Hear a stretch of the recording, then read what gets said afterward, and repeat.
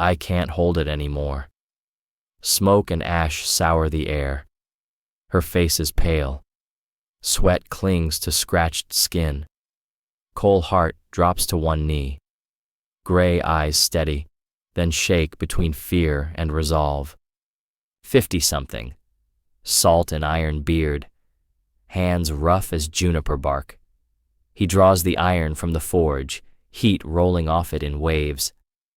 "Do it," she says, hoarse but firm. Her eyes never leave his. Cole bites down, pulls a breath. "I'm sorry." The iron meets flesh. A sharp hiss tears the afternoon. Smoke and hot metal twist with the sour tang of burned cloth and skin. The Apache woman screams. Her voice cracks the empty yard and echoes back into him like a breaking post. When the sound dies, Cole wraps a red scarf tight around her hip and ties it off. His voice comes low and sandy. "From now on, nobody touches you." Light slides across the yard in long planks. Wind flicks dust off the rails, then dies.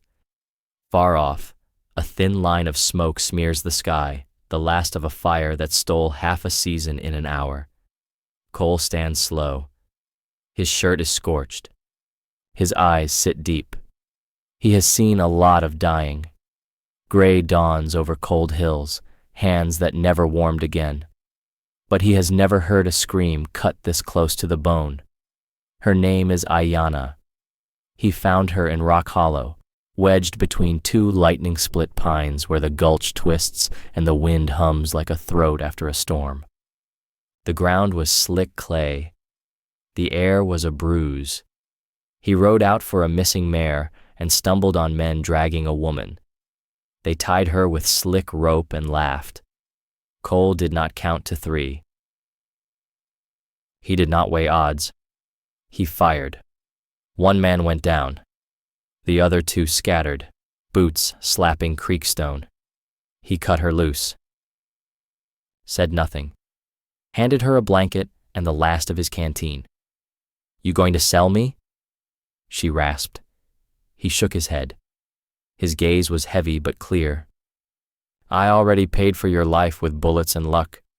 Not to sell it." He did not know that sentence would bind them both. They reached the ranch after dark. The forge still breathed a last, stubborn red, an eye refusing to close. Ayanna moved without sound, like a wild cat that refuses to limp. Cole hung his gun, stripped the saddle, and nodded at an empty stall. "Sleep there. Tomorrow I'll figure the rest." She nodded once. "Aren't you afraid of me?" Cole's laugh was thin, smoke-scratched. "I'm afraid of plenty. You don't make the list." Night moves in silence. Wind threads the pickets. The windmill creaks like a thin bone. Cole sits by the coals and watches them pulse while the house holds ghosts, the way wood holds smoke. Mary Ellen, lost to fever 3 years back. Joshua, a son who never came home from the Western campaign. Maybe that is why the sight of this Apache woman, scraped raw and refusing to bow, reaches the piece of him that is not dead yet. Maybe it is debt. Maybe the old ache found a new name. First, red light. She is washed at the trough and presses an herb mash to the cut, found along the fence line. Cole steps out with 2 tin cups. Coffee steam twists up and vanishes. "Where are you headed?" he asks. "Far. They will come back. You'll die on the road." He offers a cup. "Here, I have a rifle. If I stay, you get killed in my place." He looks at her a long beat. Gravel in his voice. "I am old. I've seen enough men die. But if there's one more chance to do something right, I'm not running." She watches him over the rim, tightens the red scarf at her wrist, still stained with last night's blood. "I'll stay, but I don't want charity." No one said charity. He nods toward the corral.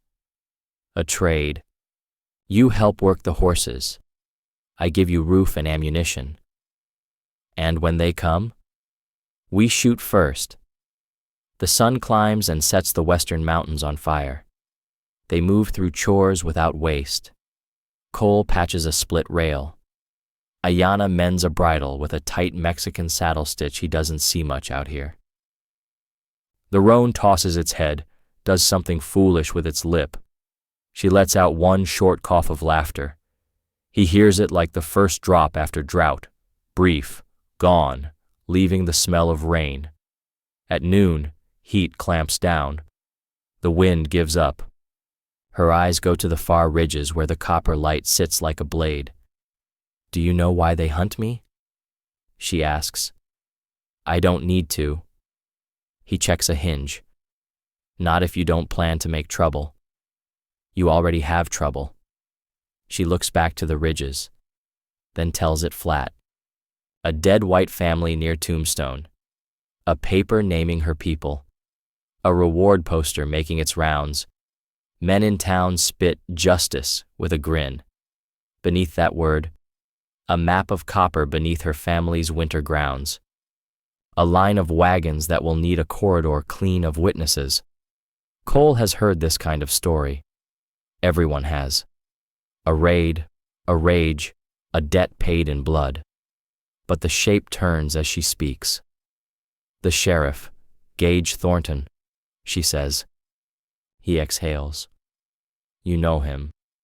She nods once. We used to drink the same whiskey, Cole says. Before I learned what it tastes like when the bottle is paid for by dirt he didn't own. They stand and let the heat vibrate. 3 crows strip the sky of noise and arrow south. A smudge moves along the far trail. Wagon, maybe, or riders. If you walk out now, they'll cut you in pieces, Cole says. And if I stay, you become the first piece. He keeps his gaze steady. You saved your own life when you refused to fall in that gulch. I only cut rope. If a fight is coming, we'll choose where to stand. She thinks it over. The red scarf glows against her brown wrist, a small, bright oath. I'll stand, she says, but not behind you. Good. I hate when people stand where I can't see them. Afternoon folds in. The forge rings twice, then quiets. Cole pours coffee and watches her under the eave by the tack room, sewing leather as if the twine were part of her fingers. Wind pushes her hair in loops. Her hands never shake. Something in that sight reaches back into his past and puts a piece of it in order. Not mercy. Not romance. Respect for the way a person bears weight without complaint. Drink, he says, carrying the cup. Bitter keeps you straight. She takes it and keeps working. Do you always talk this little? When you talk too much, you say the wrong thing. Out here, the wrong thing can kill you. A sound that might be a laugh. Then we'll say only what we can keep. After sunset, a small fire makes a small circle in the yard. Far off, a coyote writes a lonely sentence and erases it. Cole gives her a trimmed slice of years in uniform. The hill no one wanted. The order no one argued. Faces he can name but cannot bring back. Ayanna lets the words pass over like night air. Firelight licks the raised line at her wrist where rope bit. Do you still believe in God? She asks. Cole tips his chin up. Stars hang loose and thick like filings struck from a black anvil. I don't know. I believe in wind. It comes, it goes. It doesn't care what fence you build. We say the spirit is like wind, she answers. If you do wrong, it will sing in your ear and never stop. He smiles without much joy. Then I have a choir. Silence eases down. The fire sinks. Something unspoken takes shape, moves between them like breath you can see on a winter morning, then slips away. An oath without a ceremony, born of a scream, a hot iron, and a strip of red cloth. Dawn again. Cole saddles the claybank mare. Ayanna takes the bay. They ride fence while the sky is still cold. In the splay of hoof marks below the north line, Ayanna squats and touches a print with 2 fingers. Heel flipped, she says. They're faking sign. A bandit trick. Cole leans over. The impression is wrong. Too narrow for the weight, a crescent where none should be. You've hunted men before. I've hunted deer that hunted men. She rises. Men are louder. They move along the east pasture. One set of tracks peels toward the ravine where the creek swallows sound. Ayanna looks away. Decides not to mention it yet. Cole notes the pause and lets it live. By midday, a thin cloud bank drifts up from the south. In town, posters curl on the board behind Martha Kane's way station office. Wanted. Apache Raider. A lot of men want that figure. A lot of men owe cattle notes and think blood will balance their ledger. Behind those men, Sheriff Gage Thornton counts miles, maps routes, writes to buyers shipping by the carload back east, once wagons reach the railhead. Cole and Ayanna water the horses at the trough and eat cold beans from the same tin. What is your plan? She asks. Never had one that lasted, he says. But I can count. He ticks them off with a finger. 1. You don't walk into town. Not with those posters. 2. I don't sell cattle for a month. Too visible. 3. We find proof, paper, wagon brands, a stamp that speaks louder than a mouth. And 4. We get through tonight. Then we talk about 4. Trouble arrives with the wind. It pushes from the west at dusk, hard enough to bend the cottonwoods. Something in it tastes wrong. Grease, camphor, lamp oil, Cole says. Barn, Ayanna answers, already moving. They grab canvas buckets and rakes, work the hand pump at the trough, throw water, cut a break around the hay shed. The first tongue of flame is small, then larger, then a voice in the wind joins another. The fire becomes a chorus. Wind rolls flame along the hay like a red belt and throws heat back in their faces. Cole herds the horses with short, low words. Ayanna pulls gate pins, slaps flanks with the flat of her hand. Fire crawls up the shed wall and into stacked fodder like someone who knows the house by heart. Backline. Drive them through the gap, he shouts. They push the last gelding out as a brace beam caves. Sparks fan across the yard. Heat slaps their faces. Cole drags a wet tarp over the stall door.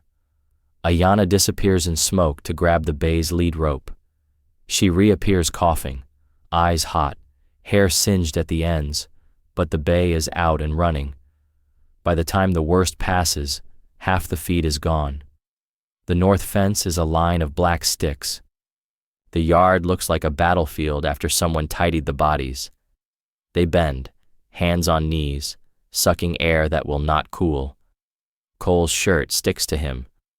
Ayanna presses a palm to her side above the hip. When her fingers come away red, she says nothing. Then, I can't hold it anymore. Cole's mouth goes tight. Inside. She shakes her head. Here. Now. Do it.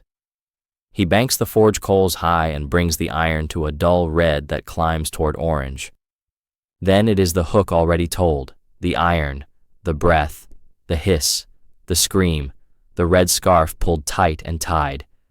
When it is over, the night is finally quiet, as if noise used itself up. Cole lays the iron down and touches her shoulder. She does not shake him off. From now on, he says, nobody touches you. She nods once.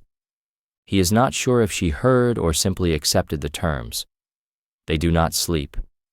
They sit on the steps and let the sky turn while ashes cool. Near dawn, a coyote limps along the fence and stares, as if they are the strange ones. Cole sips coffee gone bitter and cold. Ayanna tears a strip from a shirt and rewraps the scarf for pressure. "They will come back," she says. "Yes. You still don't want to know why?" "I know enough."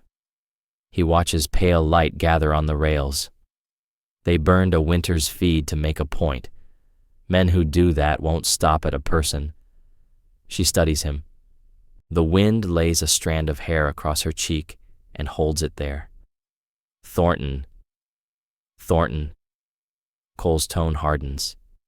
He has the man's smile catalogued, the handshake measured. He knows how a man like that will stand in the street while others do the sweating. "Then we find proof," Ayanna says. "We take it where his smile does not work. Paper, stamps, a wagon we can name.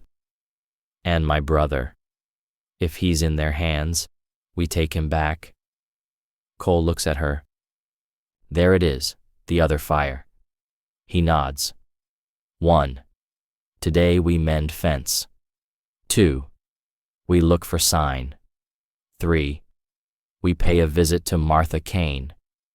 You trust her? I trust who she hates. Same thing out here. They work the morning like people who know forward is the only direction left. New posts, laid rails, char scraped where it would poison stock, bent iron stacked for Isaiah Freeman, the town smith, to beat into something else. By noon, the yard looks less like an ending and more like a promise to persist. Cole writes on a scrap with a carpenter's pencil. Feed, 3 weeks. Nails, 40. Coal oil, none. He folds it, tucks it, and saddles up. Ayanna hesitates, then reaches for the bay's reins. You stay, he says. I ride. I wear a hat. I keep my head down. Posters. Bandana. She taps the red scarf, then lowers her voice. Black side out. He gives in. Martha's first. Back door. They take the creek path, slow, where the banks crumble. From a distance, the town sits low under the sun like a playing card dropped in dust.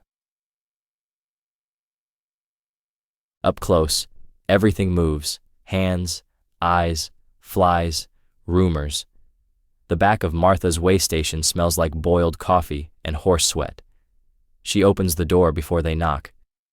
You brought a storm with you, she says. It found us, Cole answers. We need quiet, and answers. Quiet is expensive, Martha says. Answers are worse, but I owe you a coffee. Both of you. Come in. Inside, the walls listen. Outside, the wind shifts. It carries the faint rattle of a freight wagon and a laugh that never reaches the eyes. Beyond the next rise, men who work for Sheriff Gage Thornton hurry the day along.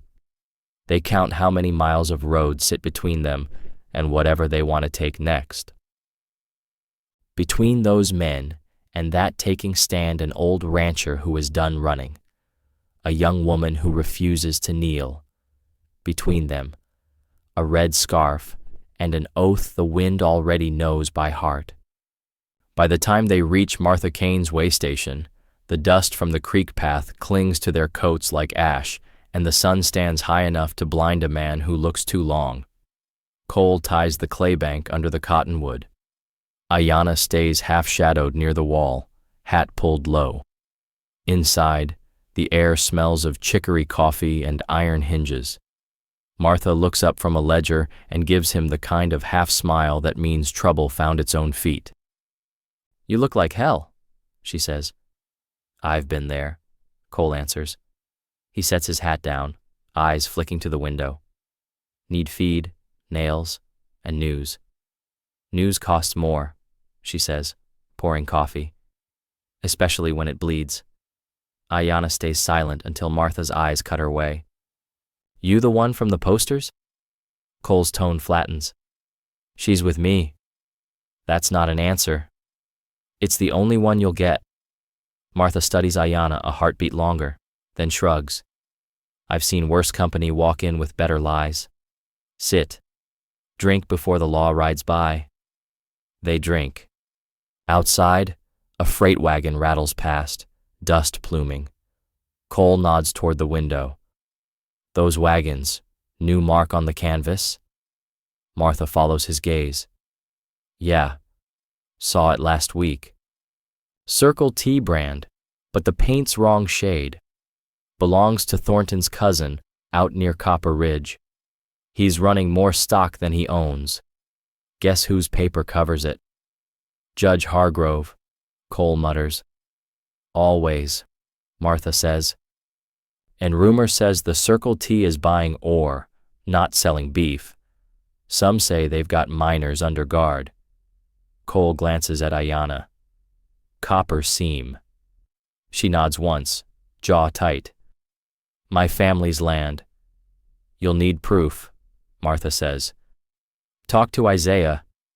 He's been melting rail stamps into shoe plates. Says each one carries a freight code. Cole rises. We'll do that. Martha blocks the door with her hip. Careful. Thornton's got eyes near the smithy. And, Hart, whatever you're doing, end it before the rains. Wet tracks tell tales. He nods. Appreciate the warning. Don't thank me, she says. Just live long enough to owe me again. They slip out the back, follow the alley where laundry lines flap like white flags. At the corral, two men lean on a rail talking low. One wears a deputy's badge. Ayanna pulls her hat brim down. Cole steers her wide. The men glance up but don't call out. Only when they hit open ground does Cole breathe again. We'll swing east, he says. Isaiah's forge sits near the dry wash. They ride slow under the sun. The air wavers with heat. Ayanna rides light in the saddle, scanning every ridge. That wagon mark, she says. You knew it before Martha spoke. Thornton used it when he ran supply during the war. Stole feed, sold it back to the quartermaster. Never changed the paint. Then he hides behind his own stain, she says. Like most men who live long, Cole answers. By mid-afternoon, the forge appears ahead, a squat building of stone and heat shimmer. Isaiah Freeman stands at the anvil, sleeves rolled, hammer flashing. His skin glistens with sweat and soot. His eyes, when he looks up, carry both welcome and worry. Cole Hart. Thought the next time I saw you, it'd be in a sermon or a coffin. Neither took, Cole says. Need your hands and your silence. Isaiah glances at Ayanna, then back. The law calls her wanted. The law's mouth lies, Cole says. You still keep records? Of metal, Isaiah says. Paper burns. Good. We've got something that shouldn't. They step inside. The air throbs with heat. Ayanna unwraps a scrap of charred wagon canvas pulled from the burned fence line. Isaiah turns it, runs a thumb over the faded stamp. Circle T, freight code 39. That's not a ranch mark. That's federal transport. Someone's laundering shipments through ranch brands. Cole nods. We need proof that ties back to Thornton. Then you need ledgers, Isaiah says. And the only man keeps them is his stable foreman, lives behind the sheriff's barn. Ayanna straightens. Then I'll go. No, Cole says. Too many eyes. They look for a wanted Apache, not a ranch hand. Give me a hat and a water pail. I'll walk through daylight. Isaiah grins a little. She's right, old man. Cole exhales slow. You get in, you don't talk, you take what's under the desk drawer. Wooden box. If trouble starts, You run north to the creek. I'll draw them off. She nods once. At dusk, Isaiah hands her a hammer strap. Carry this. Looks honest. She tucks it in her belt. What if I'm caught? Then hit first, Cole says. The sky bleeds into copper when she leaves. Cole waits by the cottonwood east of town, close enough to see the barn roof shimmer. He counts heartbeats against the cicada hum. Every sound feels wrong. A dog barks. A door slams. Then movement, a slim figure crossing the yard with a pail. 2 horses snort. The stable hand spits, walks off. Ayanna slips through the back door. Cole's hand rests on his colt. The minutes stretch, slow as cooling iron. A rider trots by, glances, keeps going. Somewhere a bell clangs from the saloon. Then, shadow at the window, quick flash of a hand signal. 2 fingers, then a fist. She's found it. Cole exhales. But a second figure steps from the porch, a deputy with a lantern. Hey! He calls. Ayanna freezes. Cole fires once into the air from the trees. The deputy curses, runs toward the noise.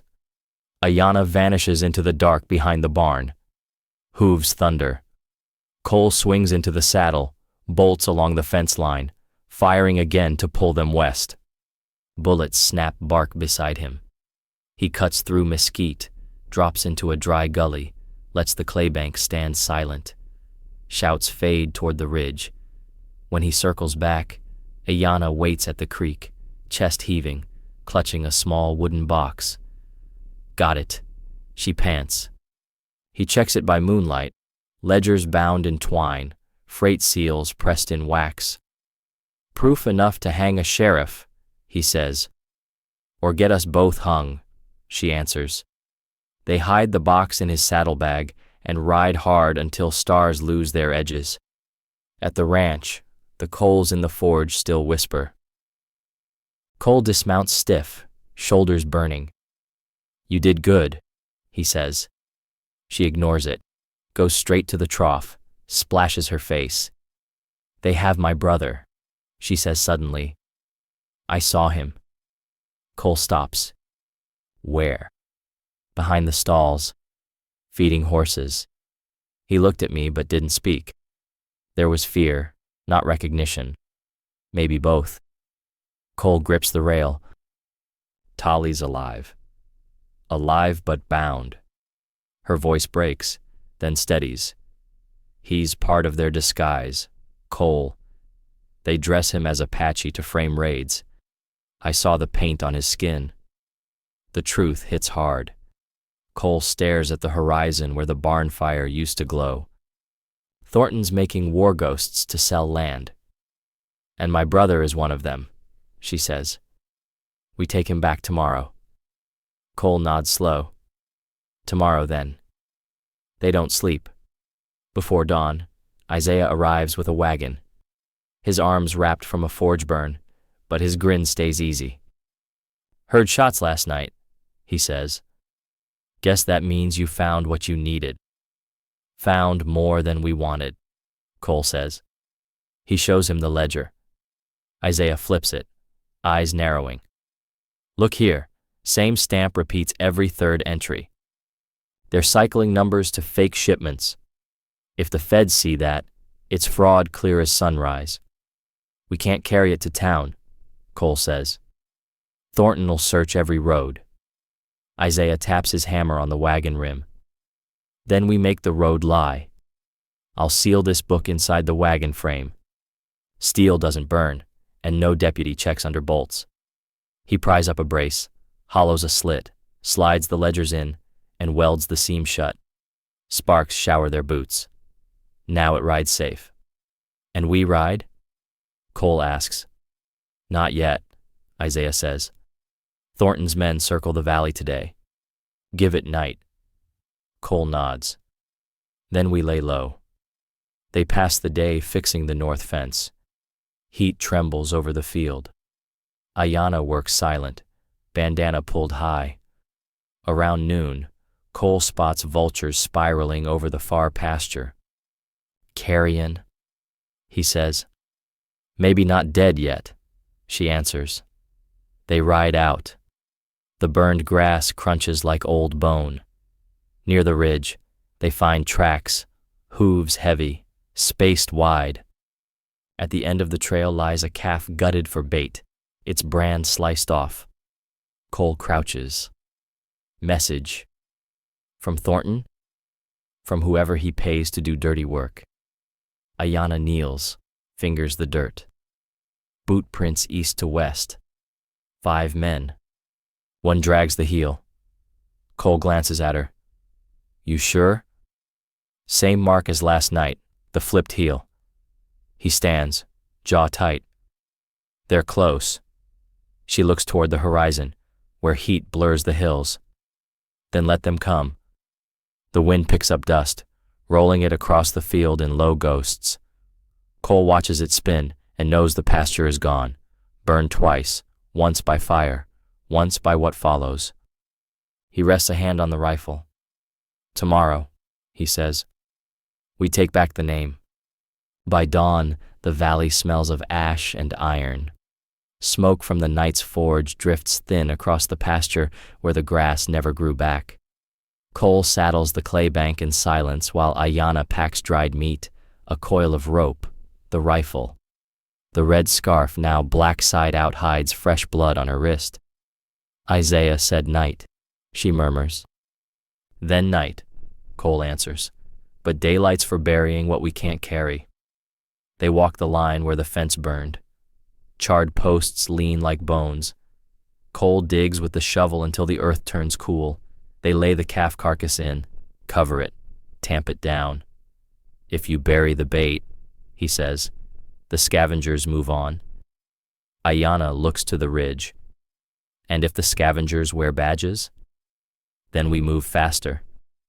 By noon, heat drives everything into shadow. They rest under the windmill.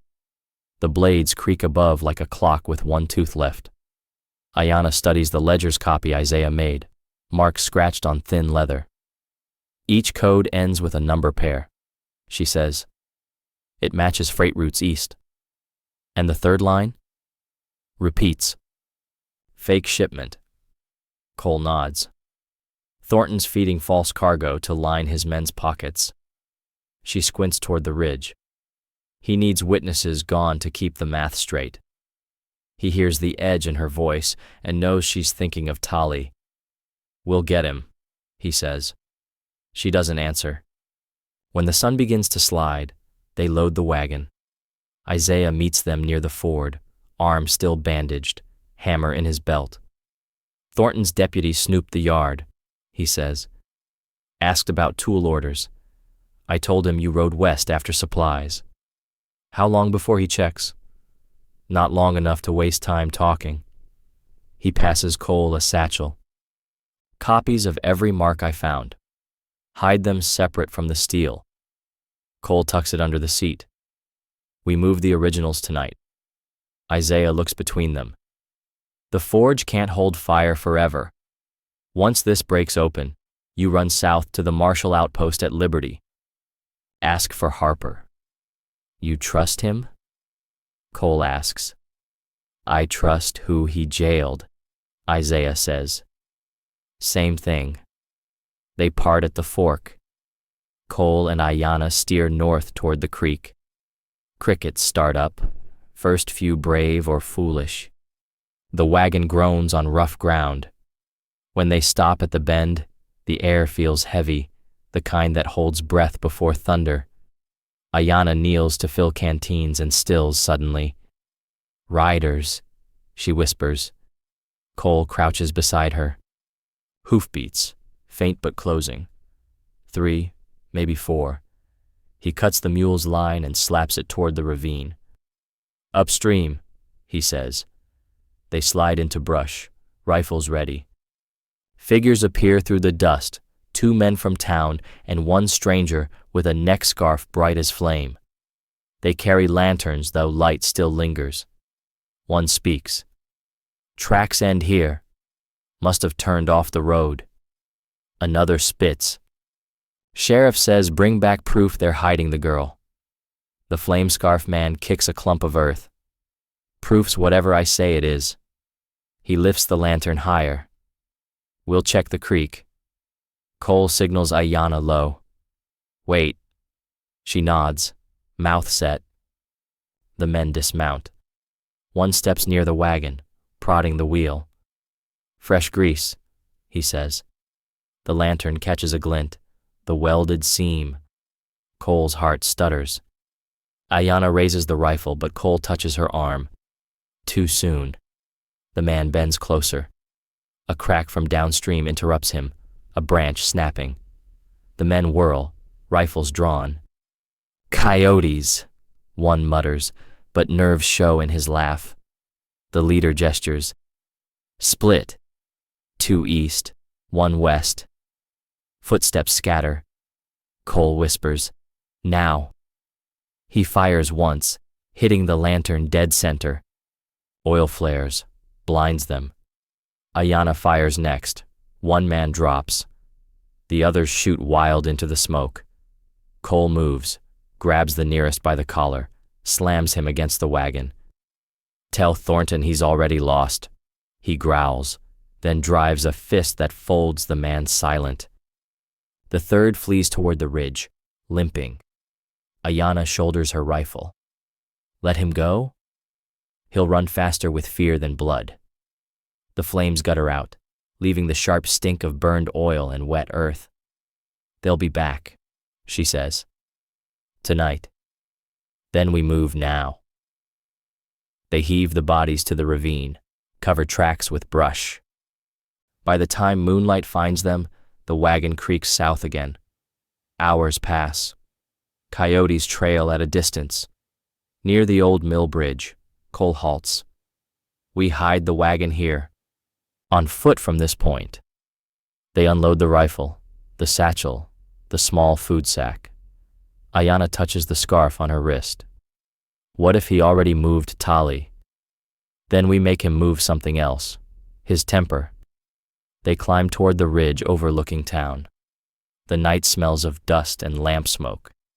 Down below, the sheriff's office burns light from every window. Men come and go, voices sharp. In the alley behind the livery, 2 horses stand saddled. Ayanna squints. Tali's bay, she says softly. Still there. They slip closer. Cole checks the revolver. We take him quiet. They circle the barn side. Inside, muffled laughter, clatter of cards. 1 man leans on the half door, rifle across his lap. Ayanna lifts a pebble, tosses it behind a feed barrel. The man turns his head, just enough. Cole's arm snakes over the door, drags him down, fist silencing before breath. They drag him behind the trough. Ayanna slips in.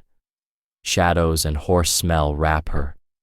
She moves stall to stall until she finds him, boy no older than 17, hair longer, face painted with gray ash, rope scars on his wrists. Tali, she whispers. He startles, drops the brush he's holding. You shouldn't be here, he hisses. They said. They lie, she says. We're leaving. I can't. His eyes dart toward the office. They have others. They'll kill them if I run. Who? Farmhands. Mexicans. 2 boys from the reservation. Thornton says they stole cattle. They didn't. Cole appears in the doorway. We'll get them out too. Tali shakes his head. Too late.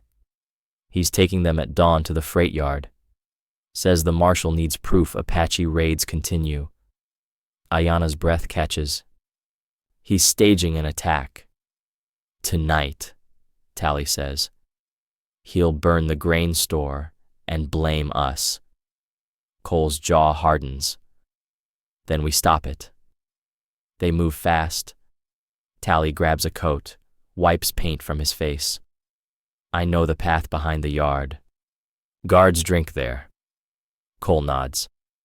You lead. They slip through the alleys, the town half asleep, half drunk. A lantern swings from a hook, laughter spills from the saloon. The grain store squats by the tracks, doors barred, wagons loaded with kegs. Cole smells the pitch. Oil, he whispers. They'll torch it, blame the wind. Ayanna circles left. 2 guards slump by a barrel, bottle between them. She waits until they laugh, then cracks one across the skull with the rifle butt. The other lunges. Cole's revolver coughs once, the sound swallowed by the train whistle in the distance. They drag the bodies aside. Tali cuts the fuse line from the kegs. They plan to light it from the yard office. Where's Thornton? Out riding patrol to make the scene look honest. Cole nods. All the better. He moves to the office window. Inside, ledgers, lanterns, a map pinned to the wall. He scans it, red X's across ranch lands, lines connecting to the Circle T mark. There it is, he mutters. Proof and plan. Ayanna joins him. Take the map. He rips it free, folds it tight. We burn the store empty. No fire, no raid. She looks at him, surprised. You'll fake their lie? Turn it against them. They splash water over the kegs, toss straw to soak the oil, strike a match, then snuff it in mud, smoke without flame. When dawn comes, townsfolk will see the blackened floor and call it sabotage gone wrong. The real cargo, the map, the proof, all gone. They leave through the side door. But before they reach the creek path, a shout cracks the night. Stop! A lantern swings behind them, Deputy Cross, the same man from the ridge. His gun flashes. A bullet snaps past Ayanna's ear. Cole turns, fires once. Cross staggers, drops the lantern, which rolls and bursts in oil. Fire spills, catches on straw. Run! Cole yells. They sprint, fire chasing their heels. Behind them, the store erupts, a roar that lights the street like noon. Bells ring, men shout. Cole, Ayanna, and Tali dive into the creek bed, water up to their knees. The fire's reflection dances on their faces.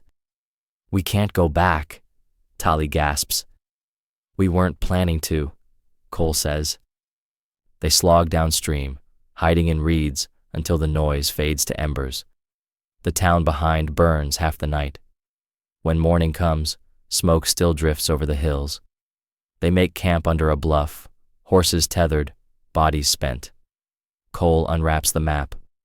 The ink has run, but enough remains. The judge's seal, freight codes, the routes north to Copper Ridge. We've got the trail, he says. Ayanna stares at the smoke column rising in the distance. And now they'll come for the rest.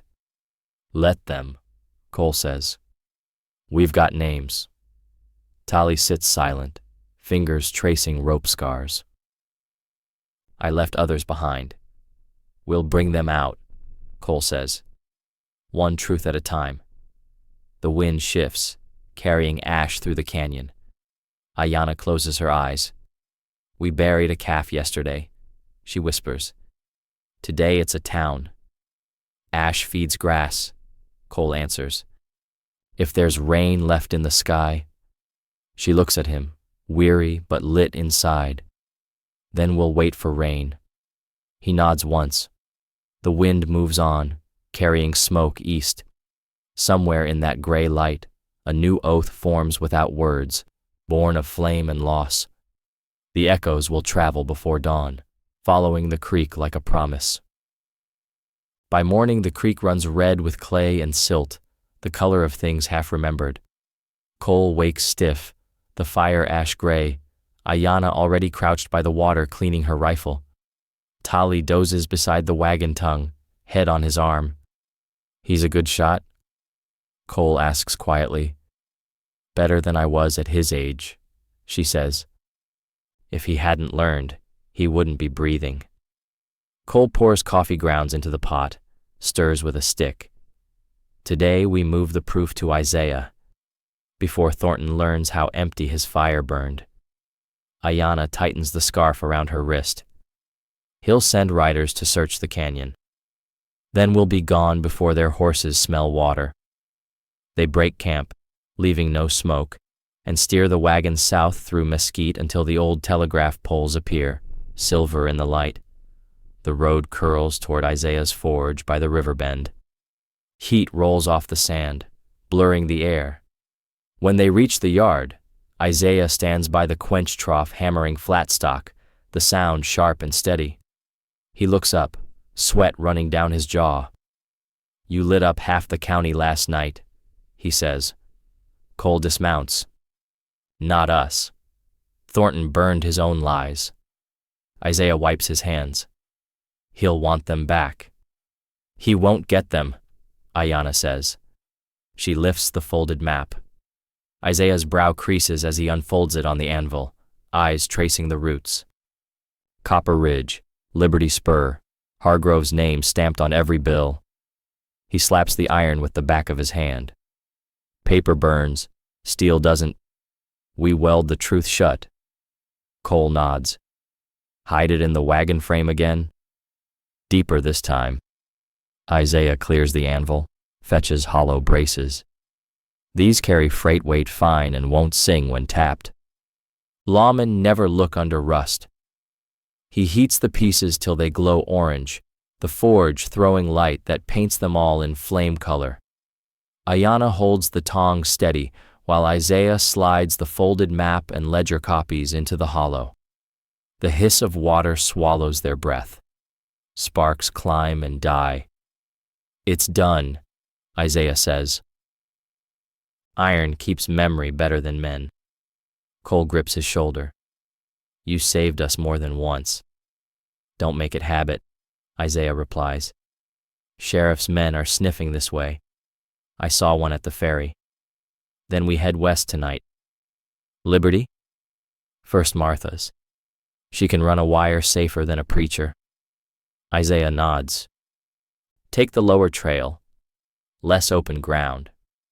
He pauses. "You sure about this, Cole? There's no coming back once the marshals know your name again." "I'm already past coming back." Isaiah half smiles. "Then keep the river between you and sin." It slows pursuit. They share a look that means more than thanks.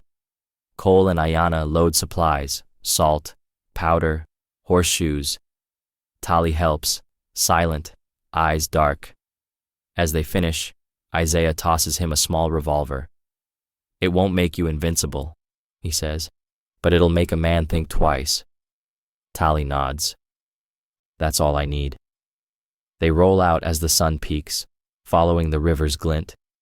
Around midday, they stop to water the horses. The air hums with cicadas. Ayanna kneels at the edge, touching the current. "Iron taste," she says. Cole looks up from refilling canteens.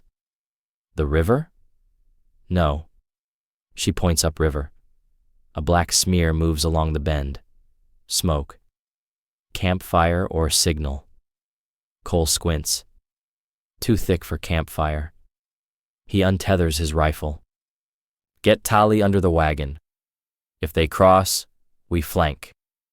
The smoke grows darker, wind carrying the crackle of brush fire. A band of riders emerges through the shimmer, Thornton's men, 6 at least, dust veiling their faces. "They found us," Ayanna says. Cole climbs the wagon side, sights down the carbine. No, they found Isaiah. The riders pass the fork heading north, dust tail curling like a fuse. "He's still at the forge," Ayanna says, alarm rising. "They'll burn him out." Cole's jaw sets. "We draw them off." He whips the reins, steering the wagon across the flats toward the river crossing. The mules lunge, wheels biting dirt. Dust sprays behind them. "If we run east, they'll follow?" Tali shouts. "They'll have to," Cole says. We're carrying what they want. The first bullets hiss over the wagon top, chewing splinters. Ayana turns, fires twice, one shot hitting a rider square in the shoulder. Keep low, Cole growls. They thunder across dry wash toward the ford where the river bends shallow. The wagon hits rocks, jolts, iron frame groaning under weight. Water splashes up cold and brown. Cole yells, "Jump!" They abandon the seat midstream, letting the wagon roll on half submerged. Cole grabs the mule's line, cuts it free, then shoves the animal across. Ayana hauls Tali by the sleeve up the bank. Behind them, riders reach the water. Gunfire splits the air. Cole returns fire from the reeds. One horse flails, screaming, then crashes sideways. Another rider slips, swept downstream. The rest pull back, regrouping. Cole fires again, hits a canteen on a saddle, water spraying like blood. They'll circle, Ayana says. Let them. We move while they count bodies. They sprint through mesquite until the river curve hides them. Breathing hard, they stop at a rise where the wind smells of coal smoke. Cole looks back, thin black column rising where Isaiah's forge stands. Damn it, he mutters. We warned him. Ayana catches his arm. He knew what he was doing. So did every man I buried. For a long moment, neither speaks. The wind bends grass. The smoke widens. Orange flashes inside. Ayana squints and sees it. A single rhythm in the sparks. 3 bursts. Pause. 1 more. Signal, she whispers. He's alive. They count another series. Short, long. The code Isaiah used when a horse went lame on the trail. Cole exhales through his teeth. That means keep moving. And if he falls, then we make his fire count. They move, keeping low through brush and dry gullies. Coyotes scatter ahead of them. When they crest the ridge above the river road, the air tastes like rain that never comes. Behind, thunder rolls, or maybe the forge exploding. Ayana glances back once, lips tight, then faces forward. He said iron remembers, she murmurs. Then we remember for him, Cole answers. They travel until the sun melts into copper behind the hills. Dusk finds them near Martha's Valley. The windmill still turns. Light spills from her windows, soft and alive. Cole exhales. She's safe. They stable the horses behind the shed. Martha opens the door before they knock. I heard thunder that didn't smell like rain, she says. So what did you bring me this time? Fire or ghosts? Both, Cole says. We need your telegraph. She looks past him to Ayana and Tali, then to the dust-caked wagon. That thing looks like it crawled through hell. Close enough, Cole says. Wire Harper at the Marshal Post in Liberty. Use the name Freeman. She arches a brow. Blacksmith Freeman? He's dead if the smoke says true, Cole says flatly. That's why the marshal gets his proof now. She nods once, disappears into the back room. Tapping follows, quick and sure. Ayana leans on the counter, eyes distant. If Harper believes it? He'll come, Cole says. He's one of the few who ever did. Outside, wind hits the shutters. Martha returns. Message sent. If he answers, it'll be after midnight. You're staying put until then. Cole hesitates. That makes this place a target. It already was, she says. They search everywhere but where they're expected. You 3 look like exhaustion in boots. Sit. They eat bread, beans, drink bitter coffee. Tali nods off against the wall. Ayana cleans her rifle again, motions precise. When this ends, she says softly, what happens to the land? You mean yours? Ours, she corrects. Your name bought half the valley. My father's buried on the other. Then it's the same ground, Cole says. We just dig from different sides. She studies him, something unreadable behind her eyes. And when the digging's done, we build fence, but not the kind that keeps people out. The moment hangs between them like smoke that refuses to leave. Martha clears her throat. Romance later. Telegraph now. The machine clicks from the back room, sharp and urgent. Martha disappears, returns holding a folded slip. Message from Liberty. Marshal Harper's alive and listening. He says meet at the ferry outside town 2 nights from now. Bring evidence. He'll send men north. Cole takes the note. Then that's our road. Ayanna nods. We'll ride at dawn. Not before rest, Martha says. The dead don't make good witnesses. She heads upstairs muttering about coffee and fools. Cole sits near the door, revolver across his lap. Outside, night hums with crickets. In the distance, a coyote answers another. Ayanna leans her head against the wall, eyes half closed. You ever think about what you'll say when they ask who started this? The truth, he says. That a blacksmith lit the match, a woman carried the fire, and an old fool refused to drop it. That's enough truth for any court. She almost smiles. He watches the lamplight flicker over her face, soot still clinging at her temple. You should sleep. If I dream, I'll see smoke, she says. Then dream of iron instead. Iron breaks too. Not if you cool it right, he says. She looks at him, the glow of the lamp cutting copper through her hair. Promise me we finish what Isaiah started.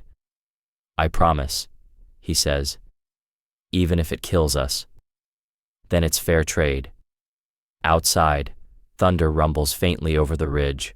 Dry thunder, no rain. Cole watches the horizon through the window slit, the flash painting mesquite in silver for an instant. Storm coming, he mutters. Always, she replies. A horse snorts on the road and they freeze. Martha snuffs the lamp and steps to the door with a scattergun low. Hoofbeats drift closer. A knock. She cracks the door 2 inches. Kitchen's closed. A deputy's voice leaks in with dust. Bad blaze in town. Sheriff wants eyes open. My eyes work fine, Martha says. Anyone ride through here with a freight box? Only the wind and bills do. A pause. Leather creaks. A match flares. The man peers past her shoulder. Cole's finger tightens, but Martha shifts, blocking the view. Light hurts moths, she says, and men who fly too close to other folks' business. The match dies. Boots scrape. The riders turn their horses. Sheriff will come back with questions, the deputy says. Bring him coffee, Martha answers, and shuts the door. In the dark, they breathe again. She relights the lamp. Hide the wagon in the arroyo, she says. Cover tracks with sacking. Before dawn. Cole nods. Then Stone Loon Ridge. Ayanna asks. Only high path left, he says. And the only one no one sane takes with a storm on it. Good, she says. Let madness be our cover. She checks Tali's sleep, tucks the red scarf under his hand. Heat lightning pulses over the ridge. Cole studies the map, fixing turns he won't see in daylight. At first light we move, he says. We keep to rock where sign won't hold. Ayanna meets his eyes.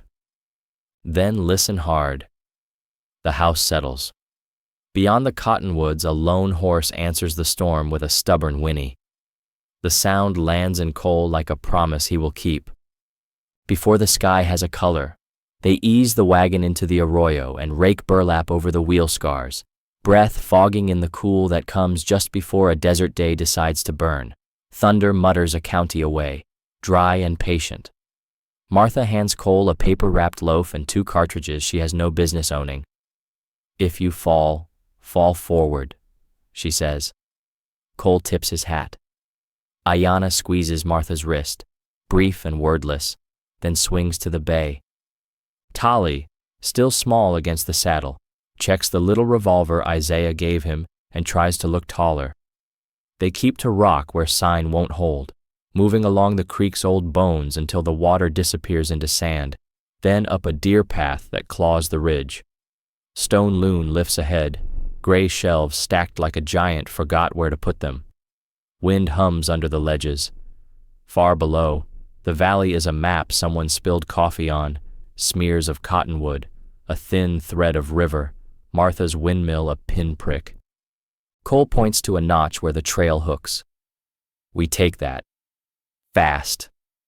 Ayanna studies cloud and light, counting the breaths between thunder and glow. Storm rides from the south, she says.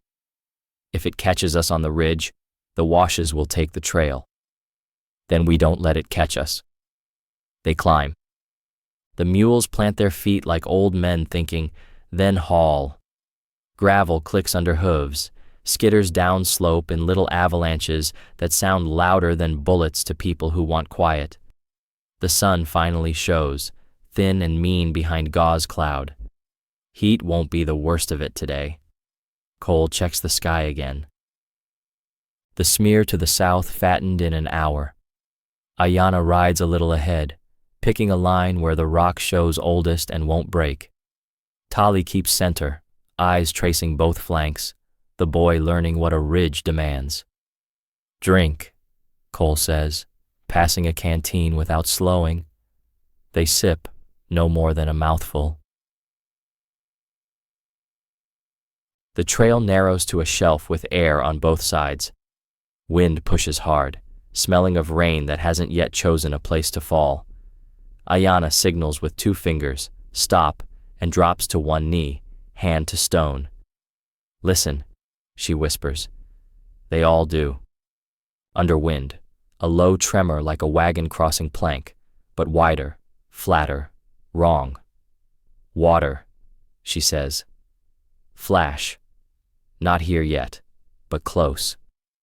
Cole scans the cut east where a dry gully zigzags. He sees a line of dust too smooth for riders.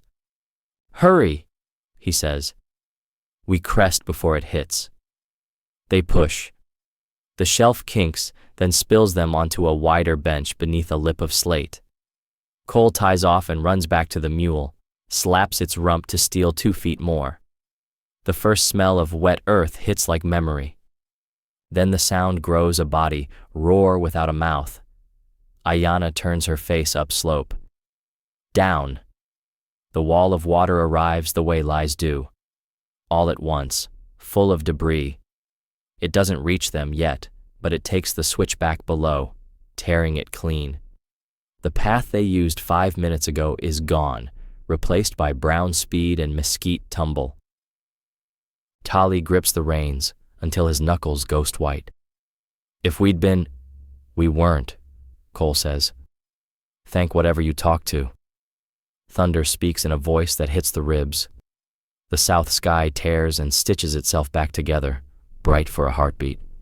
Ayanna watches where the flood runs and where it leaves teeth marks. Trail forward still holds, she decides. But the saddle near the notch will go to clay.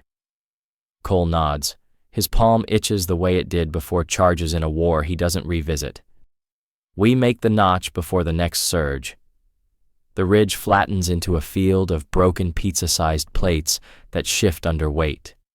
They lead on foot to spare the stock, boots sliding, curses short. Ayanna's braid whips and the red scarf, black side out again, chills where the wind finds sweat.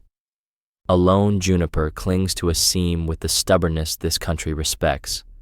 Cole pauses a beat to pull breath and stare, one tree drawing a line against the void.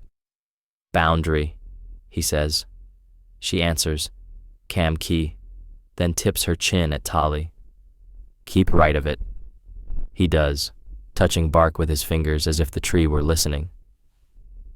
When they reach the notch, the wind changes, shifts and drops like a tired thing, An omen as sure as bone crack. No wind means the front is on them. Ayanna leads into the saddle and the ground gives a little, then a little more, then decides it hates this weight. "Lighten!" she snaps, and Cole pitches the feed sack in a coil of fence wire. Tally hesitates with a tin box in his hands. "What's that?" Cole asks.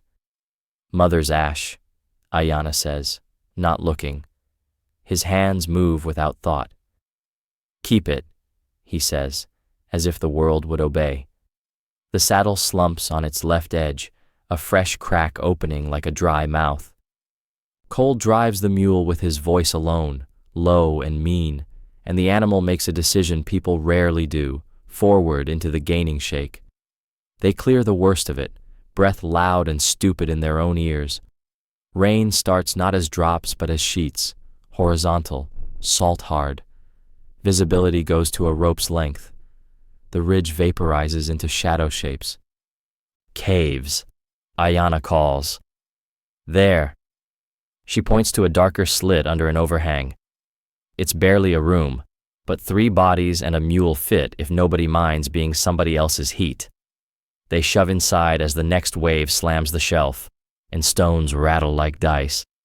The air changes to rock and damp and something older, old smoke, old hands. Cole strikes flint. A small flame finds twigs and tells them it will live if they feed it. They feed it. Steam rises from coat and hair. Lightning flares and the cave lip prints its bones for an instant. Tally coughs, a hitch that wants to be fear. Ayanna wraps the tin box in her scarf and tucks it under her coat. Cole sees the motion and pretends not to. Storm talk fills the gap where people might say too much. It booms and hisses and scrapes around the cave mouth. Twice a close crack makes the mule thrust its shoulder into Cole's back. He plants himself like a post. They wait the way men wait for verdicts. Time goes soft. When the worst of the white water eases to chocolate sound, Ayanna finally speaks in a tone that doesn't carry blame but doesn't spare truth. "When I said my father's buried on the other side," she says, "I meant his body. The rest of him is here." She taps the tin. "He died on Stone Loon, 10 winters back. A blizzard like this, but colder. He left to bring back a boy who ran off to prove courage and prove nothing. He found the boy. He didn't find the way home." Tally stares at the fire. The cave doesn't shrink or grow. It just holds. Cole's mouth goes dry with a cotton that has nothing to do with weather. "I didn't know. You were not the sheriff then," she says. "Or the judge. Or the men who called it misadventure and kept the map." She folds her hands over the tin as if warmth could go through metal into what ash remembers. "But you rode with Hayes," she adds. The name is a small iron dropped in quiet. Cole takes it in the chest as if somebody finally put a bullet where years said one should be. Hayes, the scout with the easy grin and the extra pay who swore he knew the passes, who laughed about soft-footed people who didn't write their names on paper. Cole swallows. "I did." The wind worries the cave mouth and then forgets it for a moment. His words sound strange in the bleed between thunder. "I put my name under his report," he says. "Said the winter claim at Dry Elk was abandoned. Said corrals meant rustlers. Said the pass was open enough for a small herd if you drove them light." He lets the water in his voice show. "Because I wanted my men out of the cold, and because I wanted the bonus." Tally's eyes come up, bright with something like hate and something like hunger for a shape to aim it at. Ayanna's face doesn't change, except that her eyes go the way the sky goes when a front finally stops pretending. "And the raid near Tombstone?" she asks.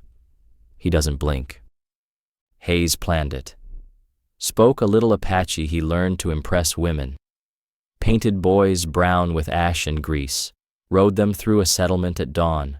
Fired over roofs so the story would outrun the truth. Took cattle during the smoke. sold the paper to Hargrove and bought whiskey with the difference. He looks at Tally because people who have done wrong should have to look while they speak. I didn't ride that day. I signed when the papers came back clean and the desk wanted ink. He tastes iron. I never saw the truth until Rock Hollow.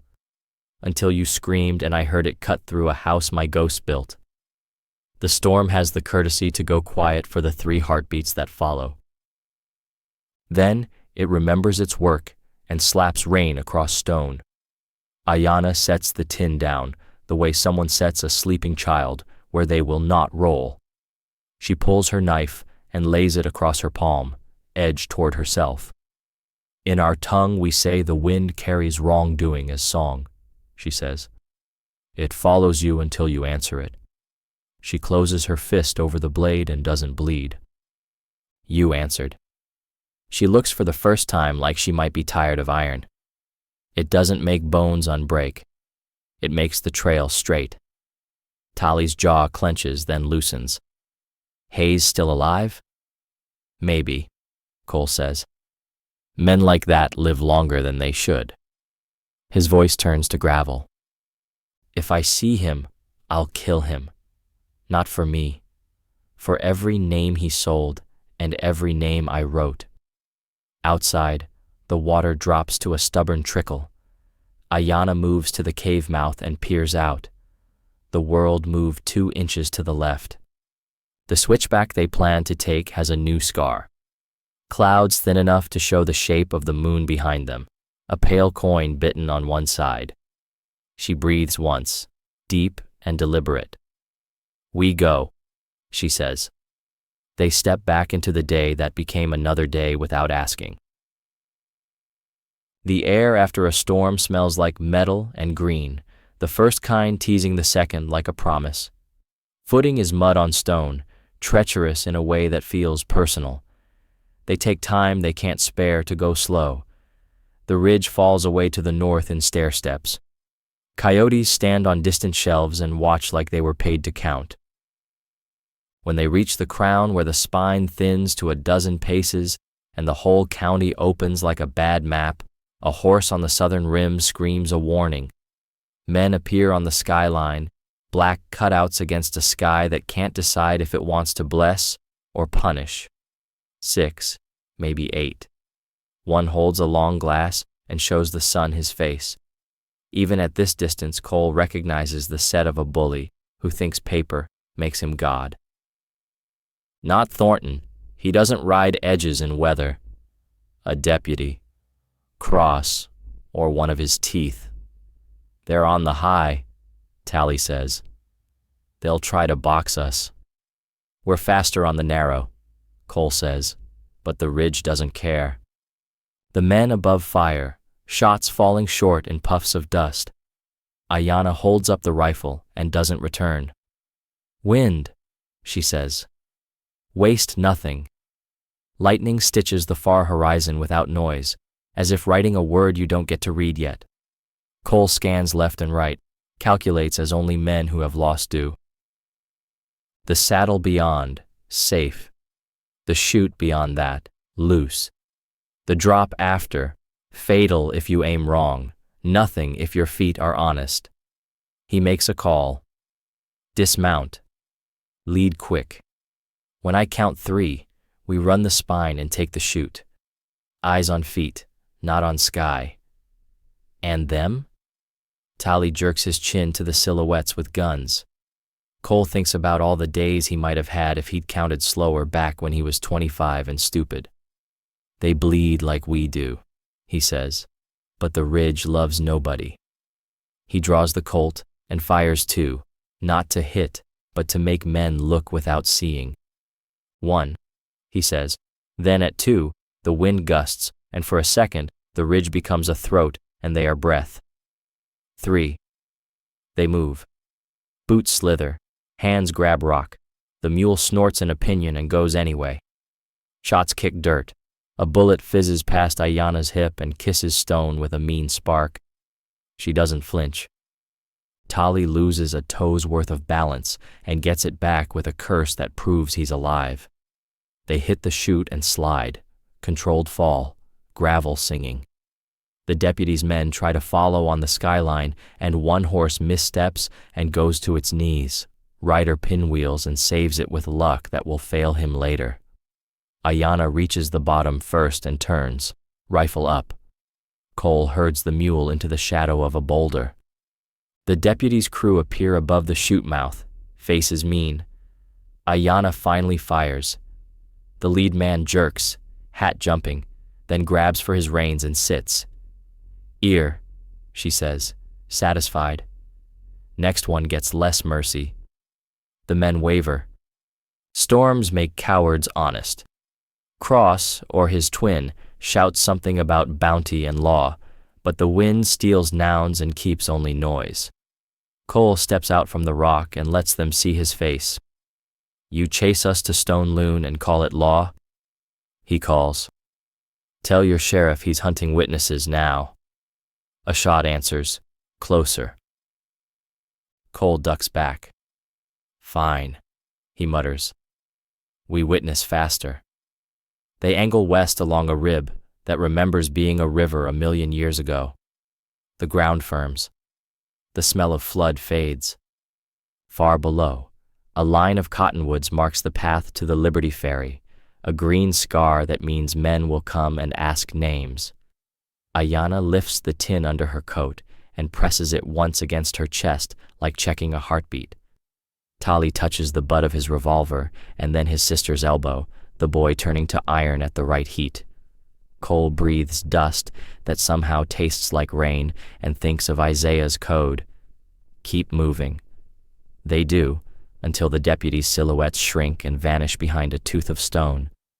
Only then does Ayanna speak, voice low but clear, the oath-shaped kind of sentence people don't write because paper can't hold it. "No more ghosts between us," she says. Cole nods and doesn't look away. No more. The wind hears and, for the first time all day, carries nothing. Dawn is a bruise along the cottonwoods when they come off the ridge and follow the green seam toward Hollow Creek, the water low and stubborn after last night's tantrum, horses placing their feet like men checking a floor they didn't build. The air smells of wet stone and mesquite sap, and Cole carries the map in his head while Ayanna listens to wind and Tali checks the back trail for that dangerous flavor of silence that means somebody's learned how to be quiet. By mid-morning, heat lifts off the gravel bars and the creek splits into thin braids around willow islets, a bowl-shaped bend that looks kind until you remember a bowl holds bullets as neat as water. Cole doesn't like it, says, "Fast through," and Ayanna says, "Fast is loud," so they split the difference and kiss the right bank at a trot, wagon tongue creaking, mules tossing heads, and that's when the sound goes wrong. The cicadas die mid-song, a magpie scolds and quits, and from the cottonwood shade on the far bank, a hat brim drifts an inch where no hat should be. Cole doesn't look, just says, "Down," and the first volley shreds leaves where their faces were, bark spits, water kicks like a pan of grease, the mules scream, and the world collapses into angles and seconds. They yank the wagon by its tongue until the frame kisses a boulder. Cole snaps, "Rope, axle, here," and Ayanna is already knifing a shallow V-channel, pulling creek water into a thin curtain between them and the rifles. Tali flattens behind a wheel hub and breathes the count Isaiah taught for taming skittish horses, in on 4, out on 6, until hands stop shaking. Across the water 4, no 5, men show because numbers make men lazy. 2 more gleam high on the right ridge, one with a badge and a white neckerchief to keep dust off a lying mouth, not Thornton, but one of his teeth. Deputy Cross, by the way, his jaw bites words. "Throw down the rifle. Heart. Arson and murder," he yells, and Cole answers without looking. "I'm wanted for making you work before noon," and flicks 2 into the left cottonwoods so the man blinks instead of aims. Ayanna taps his boot twice, flank, and he nods. She slides belly low into the current, lets it carry her 5 yards to a root mouth under a willow, a black vignette that eats a body whole. Rifle bore becomes a shadow among shadows, and she waits the way land teaches and grief finishes. On the right ridge, a glint betrays a scope. Tali whispers, high limb, third branch, and Cole sights under the leaves, slower than 25 but steadier, squeezes. The glint dies. A voice goes brittle where blood meets air. Another deputy jerks a shot wide. Tali clips his boot heel, and the man sits with surprise. The creek is their friend for a minute, and then it won't be because upstream dust slides smooth across the bank. Another squad, faces you'd forget in an hour, and guns you wouldn't. 8, at least, and the shape in the middle worth more than the rest. Judge Hargrove atop a gelding too fine for this ground. Summer coat, watch chain like a tame snake. He holds a handkerchief to filter a world he dirtied. He sees the wagon and finishes the math, mouth bending into a small, joyless curve. There you are. Heart, he calls, voice swollen with habit. By warrant of this district, fraud, trespass, willful destruction, lay down arms and submit. And Cole laughs once because the other option is to spit. Property burned itself trying to escape you, he says.